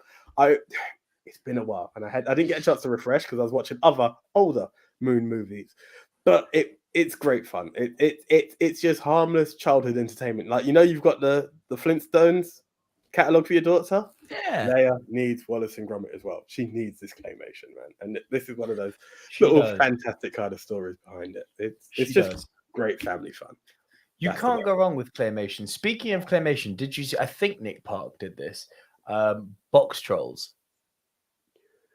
No, I haven't. I've heard of it though, but I haven't Came out. seen it. I think we're going back to 2015 now. Really good, bro. It might actually be him because I'm thinking. Yeah, was it him? It may well have been, but no, it doesn't look like it's him. Cool. I have heard of Grand Day Out is my favorite Wallace and Gromit short. Nice. Yeah, no, Wallace and Gromit's nice one. I would have great fun with it. You can't go wrong with Wallace and Gromit. I think my personal favorite is the Wrong Trousers. Wrong Trousers is the other one that sticks. It's always a Grand Day Out and Wrong Trousers, and then I think at one point they had one with like Crazy Sheep, which I think led on to Shaun the Sheep. I'm not sure. You've got Curse of the Were-Rabbit, which is the other one. Yeah, I know they had that. I haven't, but Wrong Trousers and Grand Day Out always stick out to me as great fun. All right, mate, get ready to say punt for my number 4, please. Just because I know you. Apollo 13. Yeah, that's a punt. Yep. Over to you, sir. So here's the punt from earlier, and I get where you're going. And I'm not saying it was by deep. It's a weird one for me because of the graphics, but I am talking First Man. It's weird that it's my number 4 because I really wanted. The others just weren't strong enough to qualify beyond it. And It's a well-made film. I could have swapped Grand Day Out, but I just didn't feel like it because there's a lot of beauty in First Man, especially when he lands on the moon. That was absolutely beautiful. Stunning. However, and I don't want to dog the film. It's cold. While some films have build-up or have tension, I just felt like this. I would have preferred cut off half an hour because I just felt like we're dragging into something and you're not giving me enough emotion. I'm not invested in what's coming into this, whereas my 1 and 2s have emotional investment, I just felt like it's a great story. It's something very, very historic. Now, screw it, we've just talked about Apollo 13. If Apollo 13 can give you that emotion for something, okay, it's a failure, so it has the fear and the tension. But something so historic that we should celebrate. And this is part of the thing that happened to me while watching this. Like, with watching all of these films and taking this subject, I was like, do you know how much we've taken walking on the moon for granted? Like, it's a big thing. The more you watch it, come again? If you believe it. You can go down that road, but then there's enough people who should have gone after it, whichever way. But if man has walked on the moon, whichever side of it is, right? If it's something that we're going to celebrate and acknowledge, open up such can here. I know it. Hey, listen, either way, even down to the fact that we are here to debunk it, right? So the fact that you're going to give me something that you should have people saying, well, look, this is how we could debunk it, or look how they've glamorized it to make it look real, right? Hollywood, like this could have been the most meta film of all times if you want to say that it's not real. Really, right? Yeah? This should have been like the number 1 of meta if we're going to go down that road. There was no connection. It's for someone who's made such history, for a journey, for a biopic, and this is my jam. I was just like, Now, really, right? Graphically, absolute beauty, and I think that's what it was. What I'm looking at, the history behind it, I was like, okay, cool. It did need a bit more human connection with it, though. It did. And what bothered me is that where they were trying to put human connection in was the relationship he had with his wife. You know, you could tell that he was emotionally very, very distant from her and clearly a difficult man to be with, but there was no payoff. It was like, okay, you've introduced this story thread, but it hasn't actually added anything. And it's taken up quite a big chunk of the movie. Well, I get a bit of backstory. I understand the part that he lost his daughter. I understand he wanted to make something happen along the way. I just found that both of them, there was not, as you said, he was kind of cold with his wife. You're like, okay, where did this go? Then the fact that they made Buzz Aldrin look like the ultimate dick, like, oh, now that those guys are dead, he's not going to take a chance. It's like, whoa, okay. Are we really going there with that? Okay. Like, they could have given a bit more connection. Now, I know some people would have been like, it's fake, they Hollywoodized it. All right, cool. But give me something to want to cheer for. You know, this is one of the biggest landmark moments in human history. Arguably the. Yeah, well, again, we left our planet. We left our planet and walked on another rock's surface. Like, if you believe it. No, but taking the joke aside, yeah, it's that. It's exactly that. And it just didn't. I felt better tension. And this is the thing. There was a space race that was going on about this. It may not have hurt to have shown Russia come back. You know, just show different bits. Show with your you know, start with something like that. Yeah. Just give me something. Some conflict. There was no conflict. Now, again, you're like, well, AJ, it's your number 4. I get it. As I said, it was the hardest one for me to place. Me too. I'm not saying Ryan Gosling was shit, because he wasn't. No. He wasn't the problem. And do you know what it was? It was like when they showed the travel between space and everything. It's like, do you realize each time he went to space, there was no like real payoff? It was just this weird. Okay, it was just kind of like, it's there. Yeah, and it was like beautiful graphics, but what does this mean? Give me a bit more depth into it. But it's worth a watch. As you said, it's the historic moment. It's the historic moment for mankind. Yeah. And for that, it's celebrated. And I think it was that first step that made me go, yeah, this has to make the list. And it was just a matter of placement. And I suppose being new, had it been as old as some of the other films that I'd watched, it probably would be higher up or lower down, should I say. But it CGI helped it claim to number 4 for me. I've never dogged a film so much in a high position. But in it, it's such a weird one. And well, that's why it was my 7. So my 3 then. I mean, I've brought this film up a lot over the years. I have a feeling it's going to be a lot of people's number 1s. 2001: A Space Odyssey. I promised myself that this would be the time I'd watch it. Still didn't get around. Still haven't done it, huh? Lol. It should have been the time, bro. Unless we actually do a top 10 Stanley Kubricks one day. Oh. Well, yeah. All right. Hang on, what? You're not into Stanley Kubrick? Remember I told you after that time I rewatched The Shining, and I was like, and then when I tried to watch this the last time, and I'm just watching these man apes, and like, we'll see. The man apes. No, I get it. It's of its time. We're not going to get. It's of its time, but me and Kubrick are. Yeah, you've got a weird relationship, you and Kubrick, don't you? Which makes me always go, "What the fuck?" It is what it is, man. Bro, Full Metal Jacket, man. Oh. Yeah. But anyway, praise. Don't let me bring you down. No. It's cool. 2001: A Space Odyssey is. How do you fucking sum it up? It's everything and it's nothing. It's the story of evolution. It's the story of us through time, but it's also focuses after the sort of initial 25 minutes on a specific moment in time, which is deep space travel aided by artificial intelligence. So you've got all of these very interesting things going on, like our reliance on AI, which, you know, fucking Cook, Dan the Tech, who's in the chat now. My man doesn't even turn on his lights anymore when we do wrestling live streams. Alexa, live streaming. It's like, computer, that's not computer. He says computer. It's like, no, he says Alexa. It's like, that's not cool. You've literally invited Skynet into your house. Why are you fucking around with Skynet? There's a fact that we've got bro, I went on yesterday, actual shopping for the first time in I don't know how long. I now remember why I do it online. But there's nothing out there anymore. This shit takes time, bro. No, I mean like my grocery shopping. It's like this. That shit is time, especially with a little girl. It's like. So I don't want to deviate again, but everything is online now. Do you remember what you were talking about the Jubilee and plus all these local landmarks? I was walking to the theatre again, doing this journey, especially with a tube strike. There's a lot of connections you have to do, right? Right.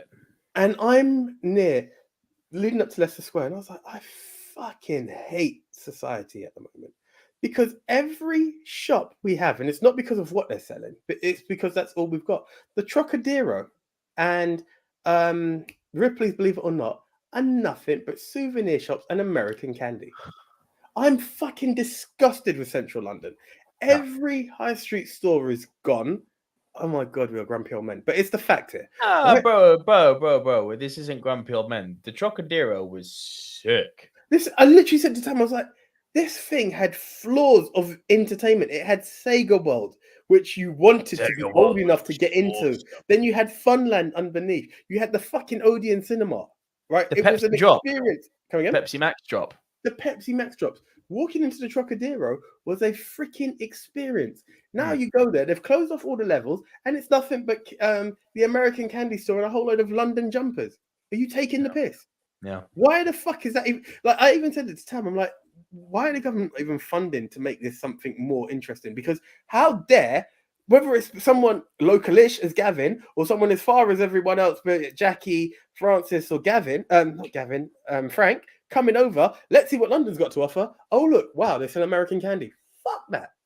Like, I am disgusted with central London at the moment. It's embarrassing. Which is kind of shit, because actually British candy is quite good.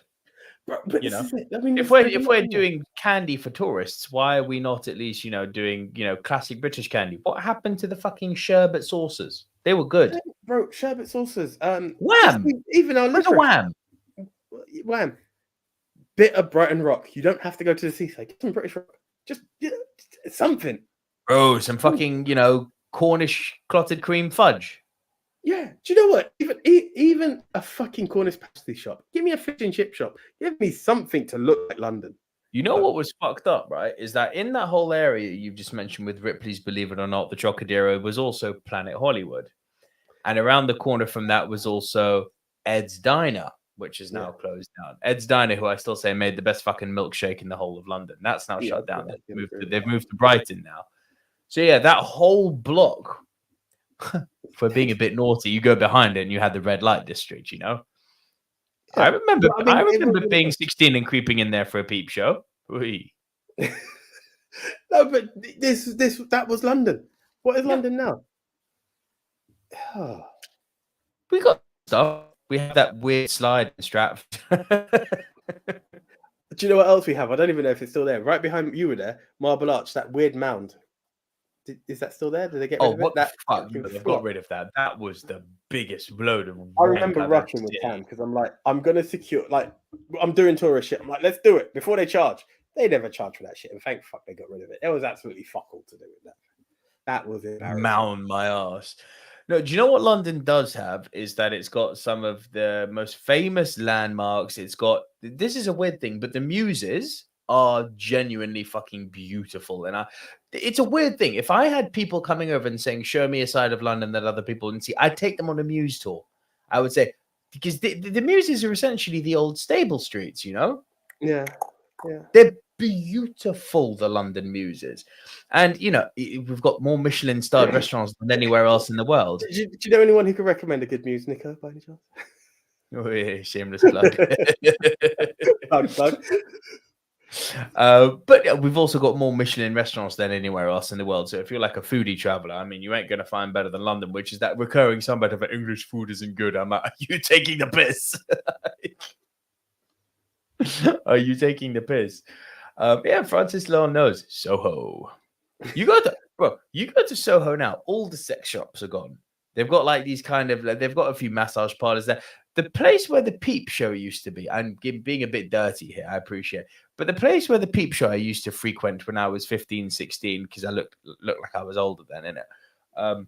It's a fucking frozen yogurt shop now. I'm like, yo, allow that. That's just a stereotype That's now. kind of weird. Anyway, we'll leave it there. Frozen. Wonder where they got the yogurt guy from. done something in the McDonald's mayonnaise. What's happening in the Peep Show place? That's now a frozen yogurt place. You get me? It's just weird what's happened. Do you know what I also think is weird? And tell me if you think I'm wrong here. Sorry, guys, this is just a London rant going on here. Trafalgar Square, yeah? Does it not feel like it's lost a bit of its essence now that it's not the LEDs? No. You still like it? I miss the old. The fucking museum's there, bro. It doesn't. Not Trafalgar Square. I'm getting not Trafalgar Square. You know the famous LEDs above Piccadilly Circus. Yeah. Oh yeah, it's lost its charm big time. Yeah, no, it's not the light show that it used to be. Now it's LED. No, it's dead now. It's just a fountain. Yeah, so dead. It's they've that whole pocket, and again, that's all in the same Trocadero area. That whole pocket between fucking Leicester Square and Piccadilly Circus, they fucked it. Bro, do you remember around Leicester Square, the cinema square? Yeah, yeah. We used to have like the Walk of Fame in LA. You had the handprints in the Why did they get moved? No idea. Like I'm all for parts of London becoming gentrified and all that. I'm not against places like Harlesden being less dangerous. That's fine, but or Stonebridge even, or fucking bro. The fact that you've got a Gale's Bakery in Hackney now is a madness to me. You know what it is? I remember the first time on that little corner in Harlesden, I saw a Costa. I was like, really? Yeah. Are we doing this? You know what I'm saying? You'd be lucky to have an open chicken cottage there back in the day. You know what I mean? This is the thing. It's like Costa, Sam's Chicken. Like, all right, cool. For anyone who's not familiar, just Google Sam's Chicken. You'll realize that Costa and Sam's Chicken just swear down. Sam's Chicken was that thing we went to close to my house, and it was fucking awful. No, that was Tennessee. Anyway, we digress. Let's bring it back to movies. We do digress. 2001 Space Odyssey. I mean, okay, yeah, listen, it's everything and it's nothing. It's a movie about our reliance on fucking technology, and it's about technology getting its own back on us, and that's how we got into this whole rant. Next movie. Cool. All right, my bad. But hang on, we've got a few at number 3. Hold up. Just a few comments that come in here. Gavin Man says, always love going to London, particularly like Camden. My fucking guy, Gavin. Camden is awesome. I love Camden. Oh, I love Camden. I'm just uncomfortable in Camden. Not about the people, the station. I find the station could just be a tad cleaner. Just which one? Camden Station, bro. The Northern Line station. Oh, that one. Yes. Yeah. My OCD just kicks in. But Camden itself is kind of cool. Camden's fucking cool. And the market is one of the best hotspots in London on the weekend. It's just awesome. Francis Lon says, was pissed the first time went to London. 221B Baker Street. Literally just a door. The little Sherlock Holmes shitty museum. I want to do the museum tour, actually. I've got to do it. It's got to be done. Gavin Man says, Natural History Museum is one of the best venues I've ever been to. Yes, that's my favorite museum. Agreed. So, Gavin, fun fact, if you looked just across the road from the Natural History Museum, you'll see the Lycée Français Charles de Gaulle. That's exactly where me and Nico became friends. Opposite the Natural History Museum is where AJ and I went to school. Correct. There we are. Francis Lon says, at Science Museum, my friend touched Rosetta Stone. I tried, but guard with Peter Lorax and told me, please, sir, do not touch this. I can actually picture it. Really, very good. Cool. So, what's your number 3? Just also, guys, while talking Science Museum, yes, the Game Boy. The Game Boy is in the Science Museum. I still have my Game Boy. Yeah, I'm sure my uncle's got mine. I'm sure he's got it. Anyway, so do you remember I talked about how Apollo 10.5 influenced another film for me to finally see because it reminded me of it? You better not be saying Apollo 18 right now. I will slap the black off of you. But that was mildly racist. No, I'm not. Countdown. James Caan, Geronimo, Robert Duvall. Heard of it? James Caan and Robert Duvall reunited, huh? I know. That's what I thought as well. That's exactly what I thought. I was going to give a bit of a Godfather reference in that, but No, nice. yeah. I haven't heard of this one, bro. Bro, I tell you what, now. Do you remember how I talked about how First Man didn't give that emotion? This film gave me emotion. Now it's a really weird story because it's in the build-up of the apocalypse. They've got I can't remember what they call it, but basically, anyway, it's a side quest to the Apollo mission. I can't remember what they call it. For some reason, scavengers in my head, but it's not that. And it's all to do with the space race. It's essentially the Russians and the Americans racing to get to the space first. But for some reason, America finds out that Russia is going to send a civilian. So instead of taking Robert Duvall, they end up sending James Caan there first because it's like he's a fighter pilot. So there's this tension of two friends who were it's a group of three guys who are really close friends, and the astronaut is really ready, but they've now chosen his friend a pilot. So there's that bit of tension between them. But you feel this tension throughout the whole film of the race and how you can now train a man within 3 weeks to be ready to go to the moon and land.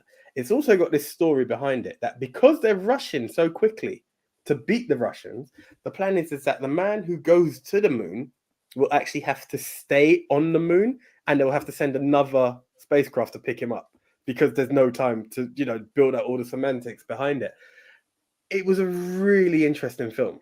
Like, it really gave you this tension of what they're doing, the tension of the friendship behind it, the challenges of what was there, how the challenges of what an astronaut will have to do in terms of surviving in space and all of that. The G-force, getting from this spacecraft that he's onto and getting it into the pod that they've already got there for him to stay in that interim, and him adapting to it. And James Caan's character Robert Duvall's character, is just still bitter, but helping him out because it's like, well, we've got to do it for the greater good kind of thing. Really good film. Really good film. And then it's a case of, the best bit is, it's a head of a spoiler, but it's not. While they're preparing for it, word has leaked because they're trying to keep it very undercover. Because if you start advertising that man's going, your opposition are going to speed it up. Someone leaks the story that he's going to go, that man's going. Then while this guy's out at dinner, they find out that the Russians have got a head start by 6 hours heading to the moon. But because it means it will be while the sun's in that part of the solar system, it will be impossible for them to land. So who makes it first? It was really great. I had good, it was a real great watch. This sounds really good. I really enjoyed it. I really enjoyed it. Huh. You've stumped a few people. Francis Lances don't ever remember hearing of Countdown. Gavin Man impressed. Somebody stop this guy. Thank you. Thanks, Francis Long, then answer to your question. Moon film, Iron Sky not make any lists. Not mine. Can't speak for it. I heard about it. It did. I wanted to watch it. I don't have a worse. I have a feeling it may have landed in that category when I heard the story of the Germans. You don't have a worse? No. Mate, you fucked up. You fucked up. You definitely know this film. Okay. You fucked up. Cool. There was that, and there was the Bruce Campbell film as well on the moon. I actually got hold of it, but then when I found it, it had the Russian dub over it, and I was like, I'm not going to fight with this right now. So, but apparently that's meant to be another cheesy whack B movie. All right, my number 2 then. It's the punt from earlier. A Trip to the Moon. I get it. Bro, I get it. What they managed to do in 14 minutes for a movie that is 120 years old. This film is referred to for anyone who's, and it's available on YouTube, guys. It's literally available on YouTube. Go for the slightly longer version because I found one and it finished just a tad earlier. So go for the slightly longer version. It's literally within 2 scrolls. It was they call this the first sci-fi movie and possibly the first film for special effects as well. My God, when you talk about special effects, I as I said, truly astounded by what nuts. But I love the way that the space explorers are presented as like these grand wizards, and you know this beauty and the simplicity of the idea. Careful with that statement there, bro. What? Grand wizards. I don't think Peter Edward does that. Oh, whoops. No. I'm thinking more along the lines of Merlin here. Yeah. Just clarifying that. Yeah, no. That we don't fuck around with the sheets. No, we don't celebrate those wizards. No. Not those hoods.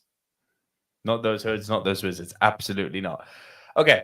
These Merlin-like figures. Yeah. These Merlin-like, you know, almost kind of like alchemists or something, you know. It's literally a room of Dumbledores, isn't it? It literally is. But I love the way that they've made the creative choice to portray space explorers in that vein. Because, you know, in 1902, to call it magical is an understatement. Yeah. But I love this simplicity of looking at something through an old school prism. You know, it's like, well, how would we get to the moon? It's like, well, you'd put someone in a big tube and you'd shoot them. It's like, not as far from reality as you would think. Very true. Very true. You know, it's a very, very simplified version of it. You know, it's like, you get in here and we're going to shoot you. But yeah, and that iconic shot of the shuttle landing in the moon's eye, it's one of the most recognizable shots in all of Hollywood history. You know, 120 years on still. The fact that they've discovered alien races underneath the surface of the moon, the fact that they bring this alien race back to Earth with them, it's like, I'm sorry, it usually takes movies... It's disappearing. I think that is absolute gold. Like, honestly, guys, if you haven't seen it, it's 15 minutes long. It's not going to kill you. Like, but this is what you've just said. That's the thing. The scope of what we've talked about, sending someone to the moon, crashing into the moon, finding an alien race, bringing that race back. I swear to God, when Spider-Man had to deal with the symbiote, it took them a lot longer than 14 minutes to deal with all this. But you get what I'm saying? It's like the movies or comics or whatever medium usually take time to flesh out a story like this. This didn't fuck around and it never feels rushed. That's what's fascinating about it. Yeah. Yeah. First Man could have learned from some of this stuff, if I'm honest. Like, you know, obviously not be that short, but trim it down a bit. And that's the thing. You know, when we talk about you don't need to add excess length to a film. Like, what you can see in this, in under half an hour, in under 20 minutes, just gives you everything you need. Beginning, middle, end. And again, so you may not be shocked to know that the director of this film was a stage magician. And the fact that he put that into film, absolute beauty. It was tops. It was tops. Do you know one of the comments I read when watching one of the videos they had for this film? Yeah. Could you imagine the expression of all the cast members when they learn that we're now being able to watch this in the palm of our hands? Because, like, think of it, space travel was way beyond the fact that these guys aren't even familiar with a telephone, let alone that there's going to be a telephone that you can now carry to connect to the internet to be able to watch a film that's created in 1904 or 1902. I think you lost them. I think you lost them at the word internet, AJ. Telephone. Yeah, literally, Graham Bell, right? What year was the phone invented? Let me look that up.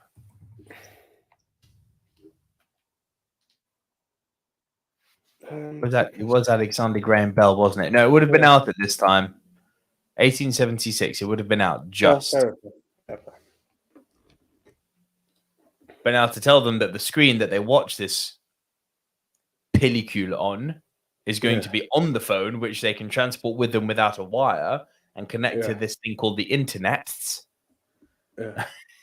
Which, if you think of it, for them to even understand a phone call could go globally, I don't even think that was a thing back then. Like, I don't think there was a phone exchange. Maybe it was. I don't. But way too much for them to process. It's insane, bro. And that is officially now the oldest movie ever on the Movie Mount Rushmore. Yep.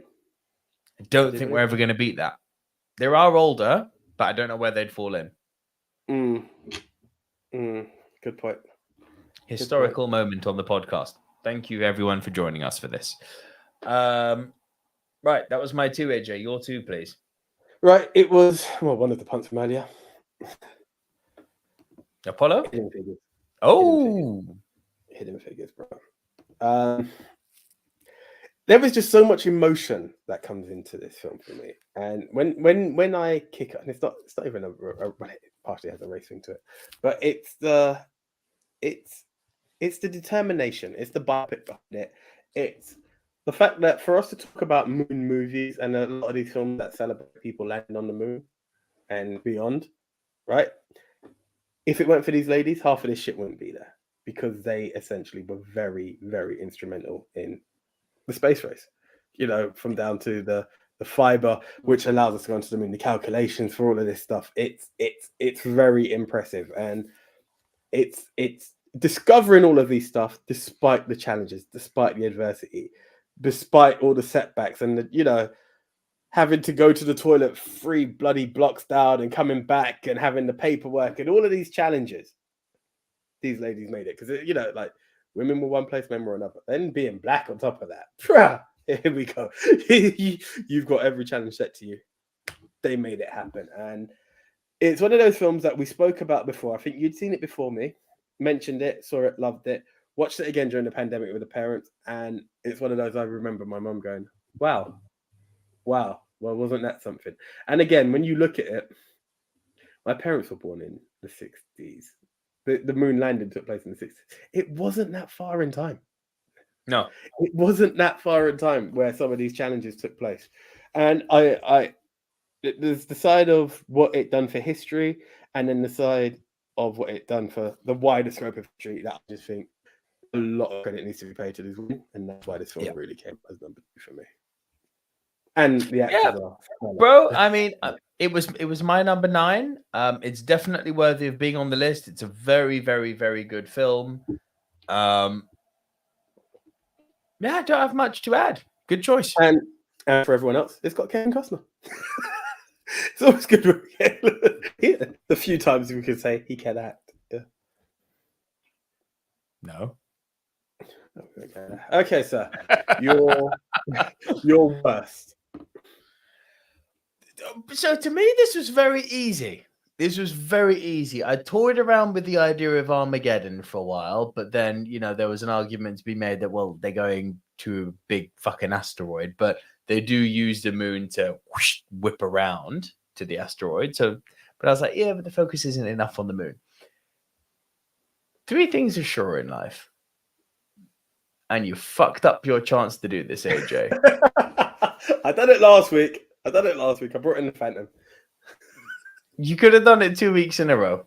Oh, man. You must know where I'm going, because this is all sorts of Do you know what? I'm not going to lie to you. I nearly watched Morbius because I knew he was a vampire, and I was like, I wonder if the moon will have any impact. Don't watch Morbius. I keep telling you, do not. Even if it's for the fact that it makes my worst of 2022, I need to see the film. It must. It categorically. Actually, thank you for reminding me.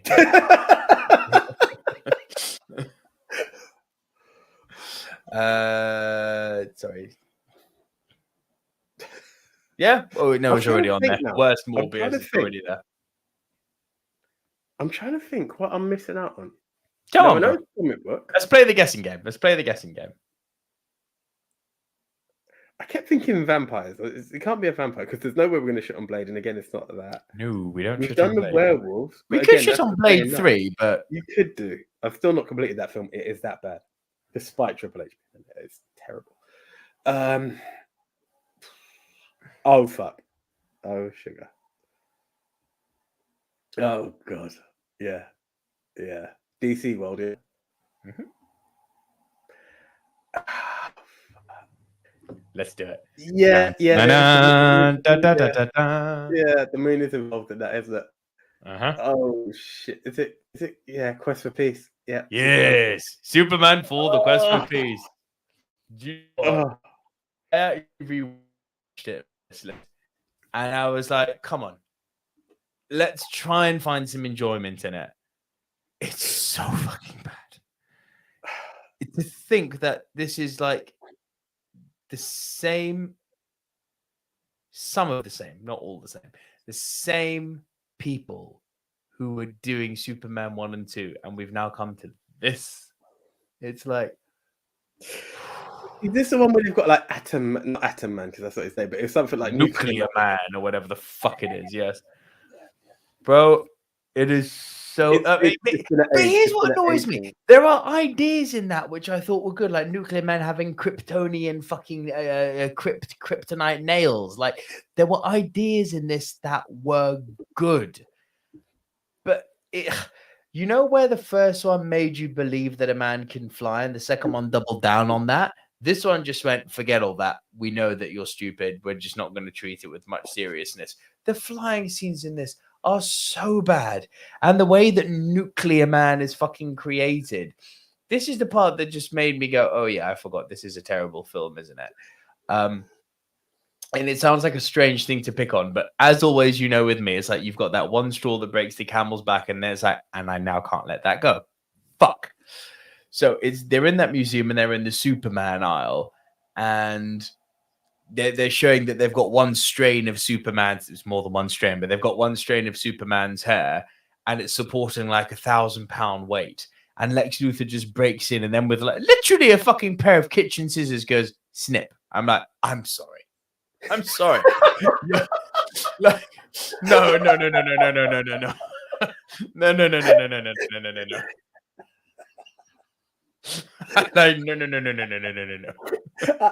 Yeah. I get you. No. Like, do you want me to buy the fact that a strain of Superman's hair could support 1,000-pound weight? I have no issue with that. Are you trying to tell me that that same thread of hair, which has the same power to support 1,000 which was that under 1,000 pound away, can be cut by scissors? And why are we doing this? Because Luthor needs the hair because he's going to create Atom Man from fucking Nuclear Man from Superman's hair. Are you taking a piss? And how do we do it? Because Gene Hackman says, because I'm the smartest man alive. It's like, oh no. Oh, honey bunny, what has happened? Oh no. Oh no. I always remember when I was doing my DVD collection, it was somewhat late. It was box sets that really caught me and said I wanted to do a DVD collection. So it started off with Batman, naturally. And then I bought the Superman collection. And I remember watching Quest for Peace again. I was like, I remember why I didn't enjoy this film. It is bad.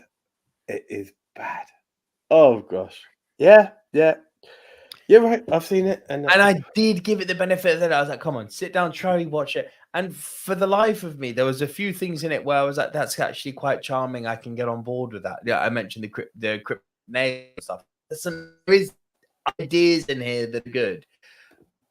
But the whole thing coming together and the fucking hair strand, I was like, Nick, you just kill me where I stand now. Come on. Yeah. By the way, so bad. I just pressed like the catch up on that. Apparently, Wallace and Gromit's on Prime. That's where you can find it. I knew it was on one of the streamers. Well, shit. And answering Gavin's question, did anyone see the fabulous Baron Munchausen? I read about Munchausen. it anywhere. Couldn't find it either, to be honest with you. Well, I hadn't had a chance to add.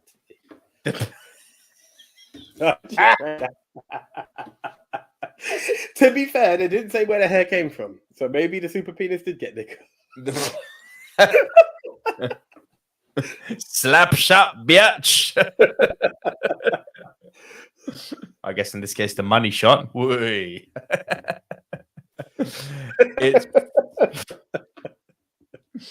It's awful, that film. AJ, my number one then. Yeah. Which you've left off, which to me is an absolute crime against humanity. Sam Rockwell, Moon. It was the film I didn't get around to seeing, bro. In the list of films, nothing touches it. Nothing fucking comes close to it. It sounded absolutely awesome. I've done a lot of the older stuff, and by the time I discovered this one, I just didn't get the chance to watch it. Yeah. Do you know the premise? He's on a space station alone, He's on a space station alone. So already you've got an actor the quality of Sam Rockwell eating up screen time alone with only an AI, sadly voiced by he who shall not be named, Kevin Spacey, helping him along the way. But what he finds out about his existence and about the existence of Earth and about his purpose for being there is so fucking mind-numbingly brilliant. Like this, it's so good. It's such a hard one to describe because it's the plot is super simple, and to give away even one plot beat will give away the movie. I get you. It's fucking sensational, this film. You watch it for Sam Rockwell's acting. Remember I told you with Matchstick Men, I was like, the man hadn't become Sam Rockwell yet. Here. He's final form Sam Rockwell. Yeah. Boss God mode. Literally, nice. Greatness on a different level. Were Yeah. Okay. It's bro, it's an absolute must see. I'm gonna pound you over the head with this until I'm gonna edge of tomorrow you for this one. This is must see. Well, I'm cramming dinosaur movies for next week, but yeah. Spoiler. We discussed it already. We confirmed it. Okay. While doing jungles, yeah. Okay. But yeah. There's some bad shit, isn't there? Aren't we thankful for Spielberg? It's Stephen we trust. Oh God, don't we just? Gavin Man confirms, yeah, it's really short. It's only 97 minutes long. It does not. Yeah, it's not a big watch, AJ. It's very short and contained. Ooh. Okay. There was one film. Oh, there was one film I really wanted to watch, right? But it was 3 hours long, and it's about the guys breaking the sound barrier, and I know the moon's involved in that one as well. I really wanted to watch that in the build up to this movie, but just couldn't do it. It was that and Moon that were two films at the top of my list of films to see. So I will. You must see this fucking film. Cool. So, guys, we all know what my number one is. However, before I do, if you could put your top 4 in, or top 10, but ideally top 4, just so we can get your Rushmore in, that would be greatly appreciated. Start doing it now. And I will just quote my number one very quickly because hell, screw it, we all know what it is already. Houston, we have a problem. Apollo 13. R.I.P. Bill Paxton. Yeah. So once again, I rewatched this because I was very sketchy on Apollo 13. I couldn't remember it. I remember the ending stuck to me, but I couldn't remember the beginning. I can't remember if I was only seeing the film halfway the first time I watched it. Went through it again. R.I.P. Bill Paxton. But you know when we talk about the rhythms and beats of what you wanted from First Man, this is the emotion here. The journey. Yeah. The qualifying for it. The guy who can't go up because of the measles. What that affected for the team. How well it worked. The challenges, even down to it, the fact that we know people passed away in the in the build-up. They kind of highlight that. We know that man had landed there already. We know who's coming next. We know all of that. Every ounce of emotion you needed in terms of space travel to the moon, of factual history at that, was found in this film. And that's what really attracted. Now we know that there was a tragedy due to a coil of all things, a small coil that leads to this big problem that nearly cost 3 men their lives, stopped them from living their dream of being able to land on the moon. It was, again, what I loved about this. Do you know the same way I talked about how Apollo 10.5, funny how my 10 and number 1 have the same story. Tam was, what are we watching? What are we watching? Do we have to watch this? Is it going to pick up soon? I was like, just keep watching. Loved it by the edge. Like, oh, that was really good, wasn't it? Patience, darling. It's a very good thing Tam is a woman and not a man, because otherwise she'd be shagging very quickly.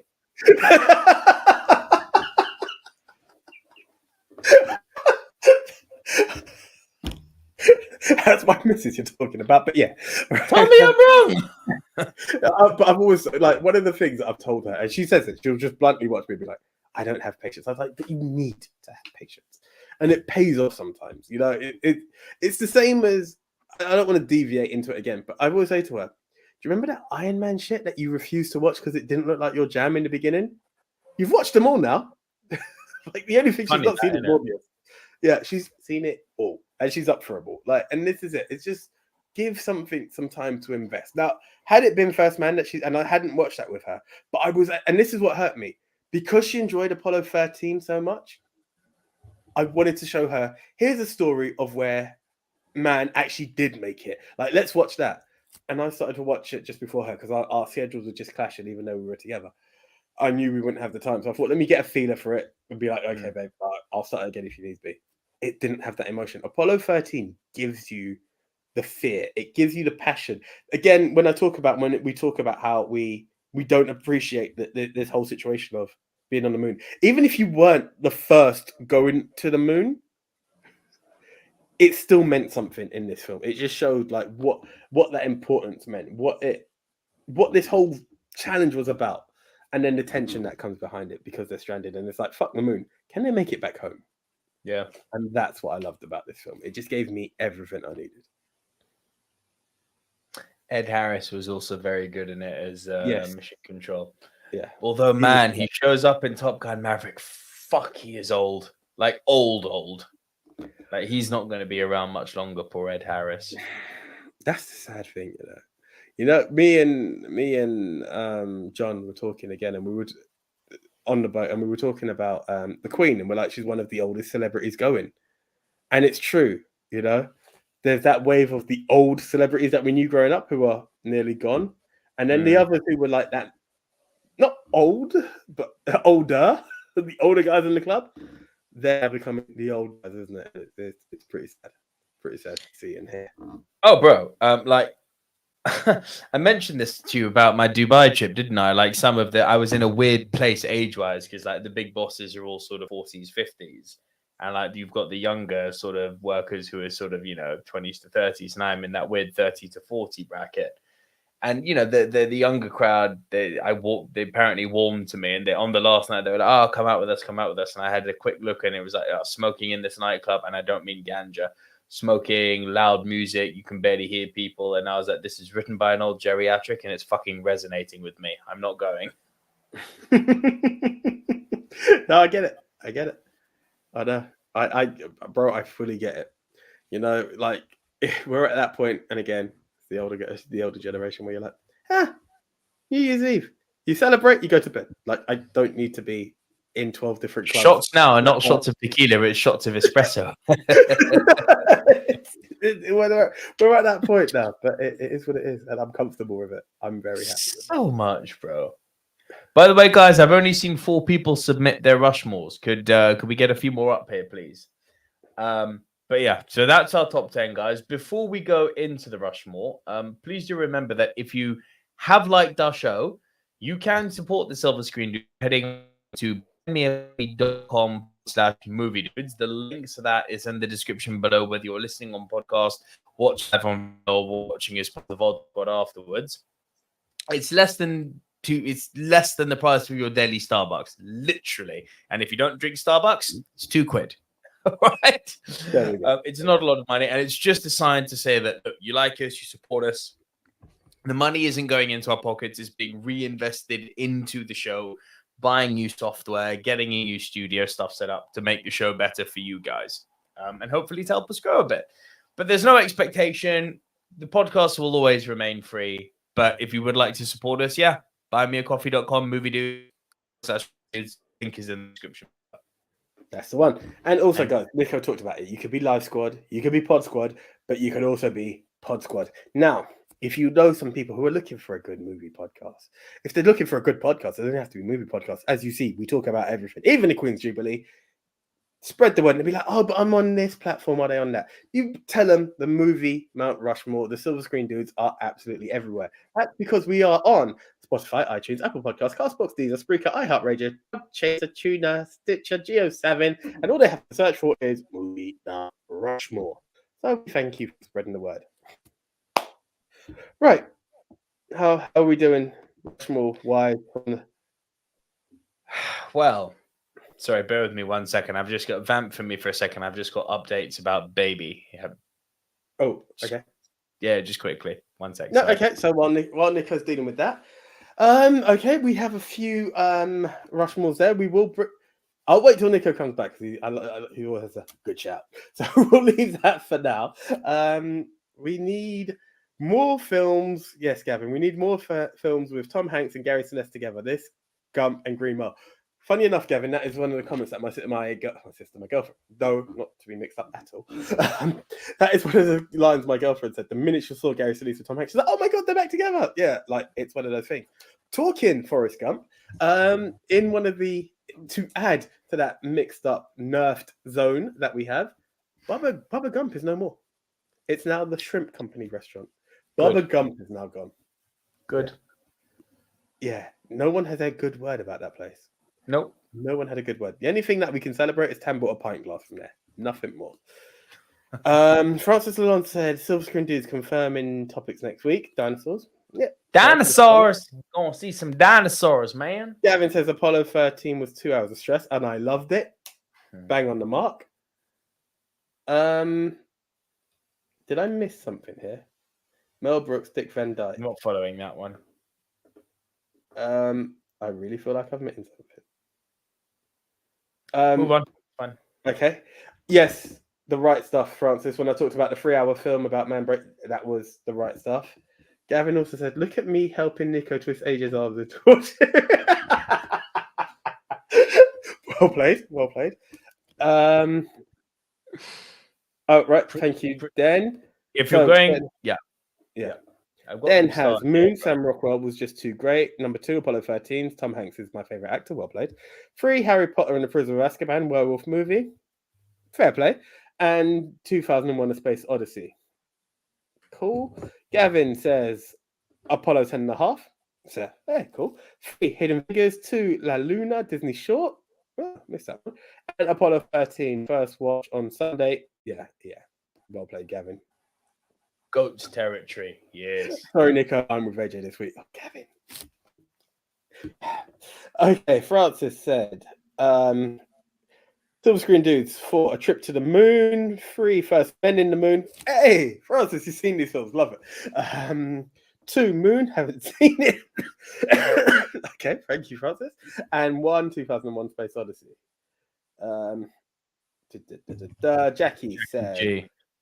Jackie G says Despicable Me at number 4. 3, Apollo 13. 2, Moon. 2001: A Space Odyssey.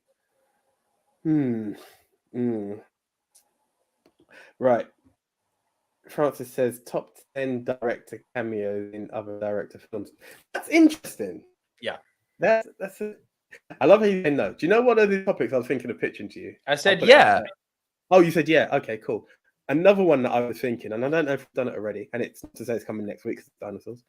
I was thinking of top 10 actors who became directors.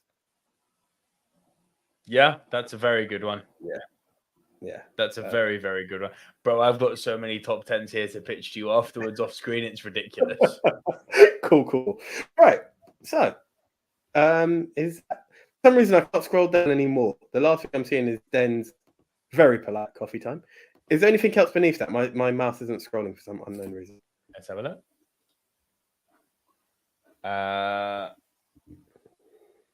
Just one comment from Francis saying Brooks Van Dyke was a reference to Old Stars.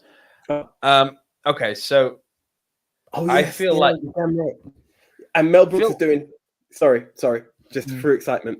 Mel Brooks is doing History of the Earth Part 2. History of the Earth Part 1, Nico, you still have to see it. Fucking amazing. So gassed for that. Okay, you feel like I'm sorry.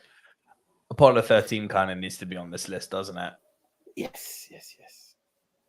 It was the other film that scares me because my relationship with it. But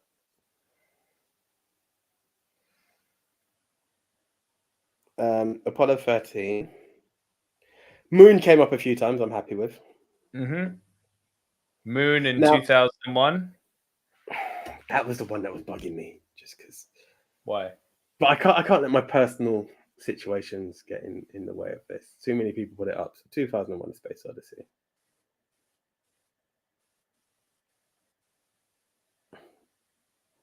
What's the last pick, do you reckon?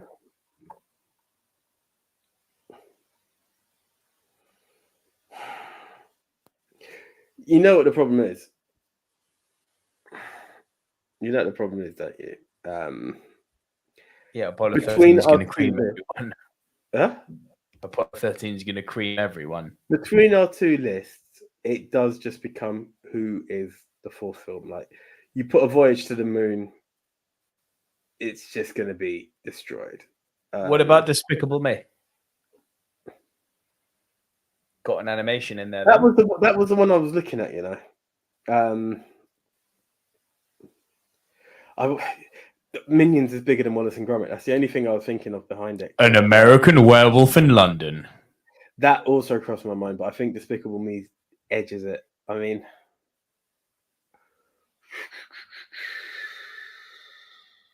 I just wish people saw more of the older films because, like, Men in the Moon or Countdown, especially Countdown, I would have loved for a Countdown to have made it in there. Yeah.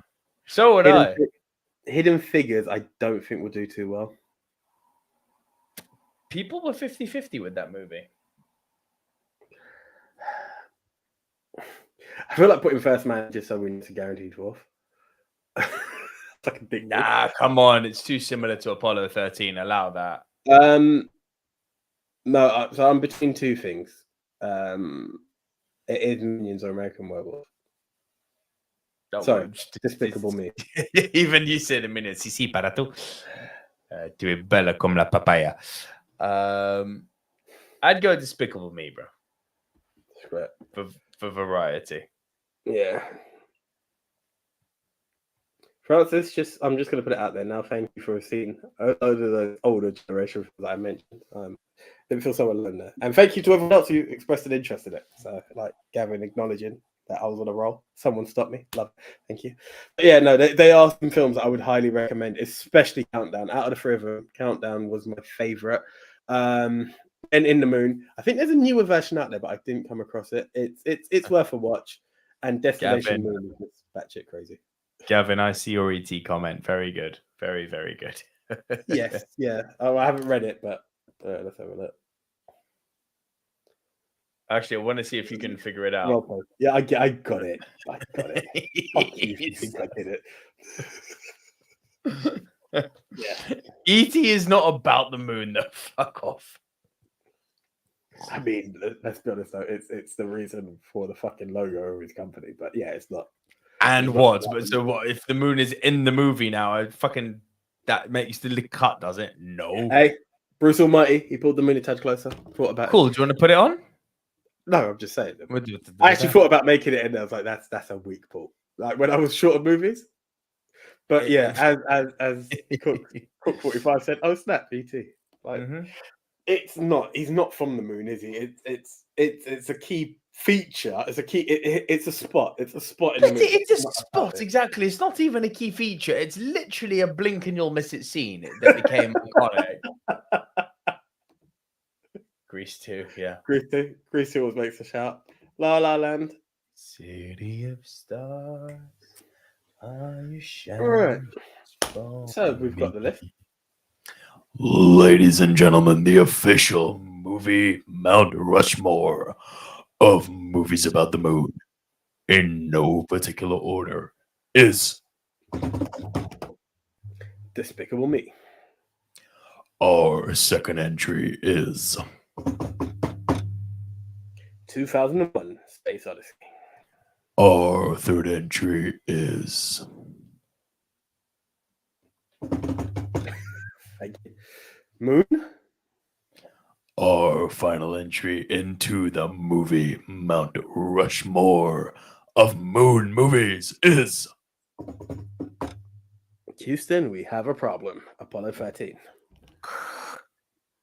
very good. Okay, guys. So thank you very much. That was absolutely amazing. Once again, how do you to vote? We've got Rushmore. It's on you to crown El Capitan, El Numero Uno, the best of the best of the best of the best of the best. And to quote Highlander, in the end, there can be only one.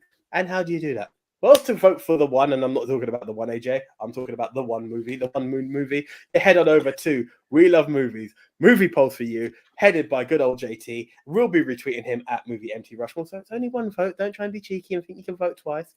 There is only one vote for this. That's how you will crown the winner, and next week it will be announced. Yes. Right. That's the one. To answer Gavin's question here, by the way, is it dinosaurs next week? Sorry if someone asked earlier. It is. The exact wording, which again will be in the question on Twitter when I post this weekend, but it's movies with dinosaurs. The wording is important. It's not about, it's not featuring, with dinosaurs. Yeah. You mean it is more laterally open. Movies with dinosaurs. And I will not be coming on expecting you to drop 5 fucking movies from the Jurassic franchise next week. No, we've said that. It's Land Before Time that's getting my vote. You may have one entry from Jurassic on there. It just should not make... you. I thank you for giving me my limitations. You may have all your I know limitations. is I'm looking forward to, now that you said featuring a dinosaur, Reptar from Rugrats in Paris. Go for it. It works. Yeah. Yes, Jackie Gomez. Velocipasta. I am literally getting ready for that one. It's happening tonight. Possibly. Bambi meets Godzilla. I'm wondering if I'm going to give it 2 watches, to be honest. Velocipasta. One stoned and one not. I was going to say because I imagine it's fucking good baked. It probably will be a lot better than It's one of those where you'll be like, hold on, what is going on? What is happening? Oh my god. Do you know what? You may have missed out because we could be wrong. Maybe the moon turns the pasta into Velocipasta and we've just missed out. Can you imagine? It could well be. It could well be.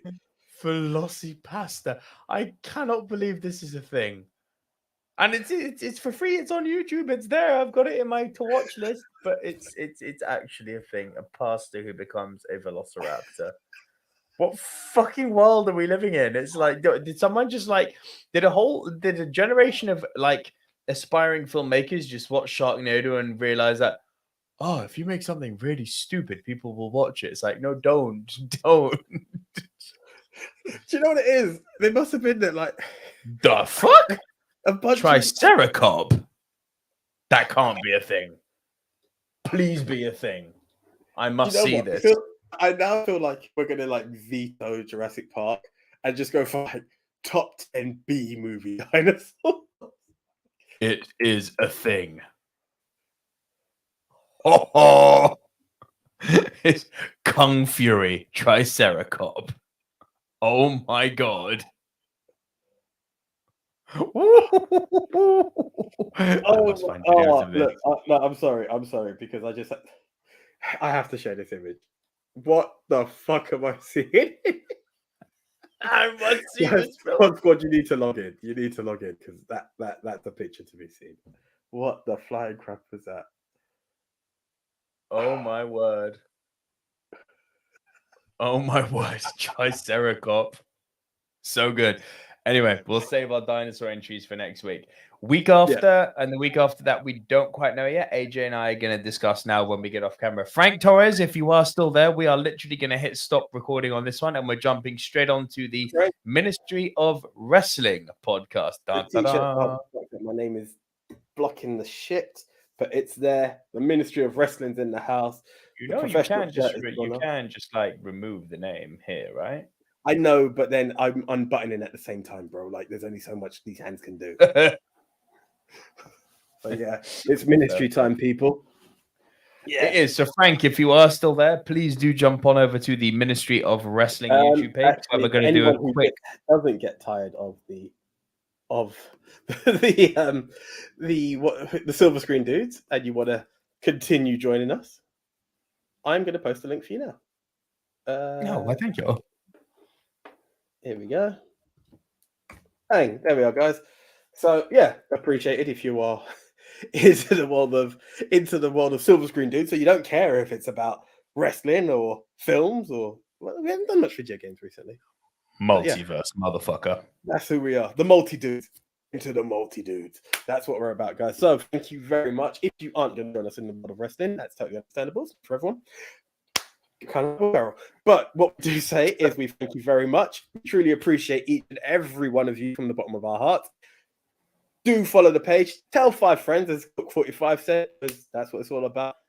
This is the day. You won't have to buy us a coffee, you'll buy us a limo. I'm joking, but no, it's all about this stuff.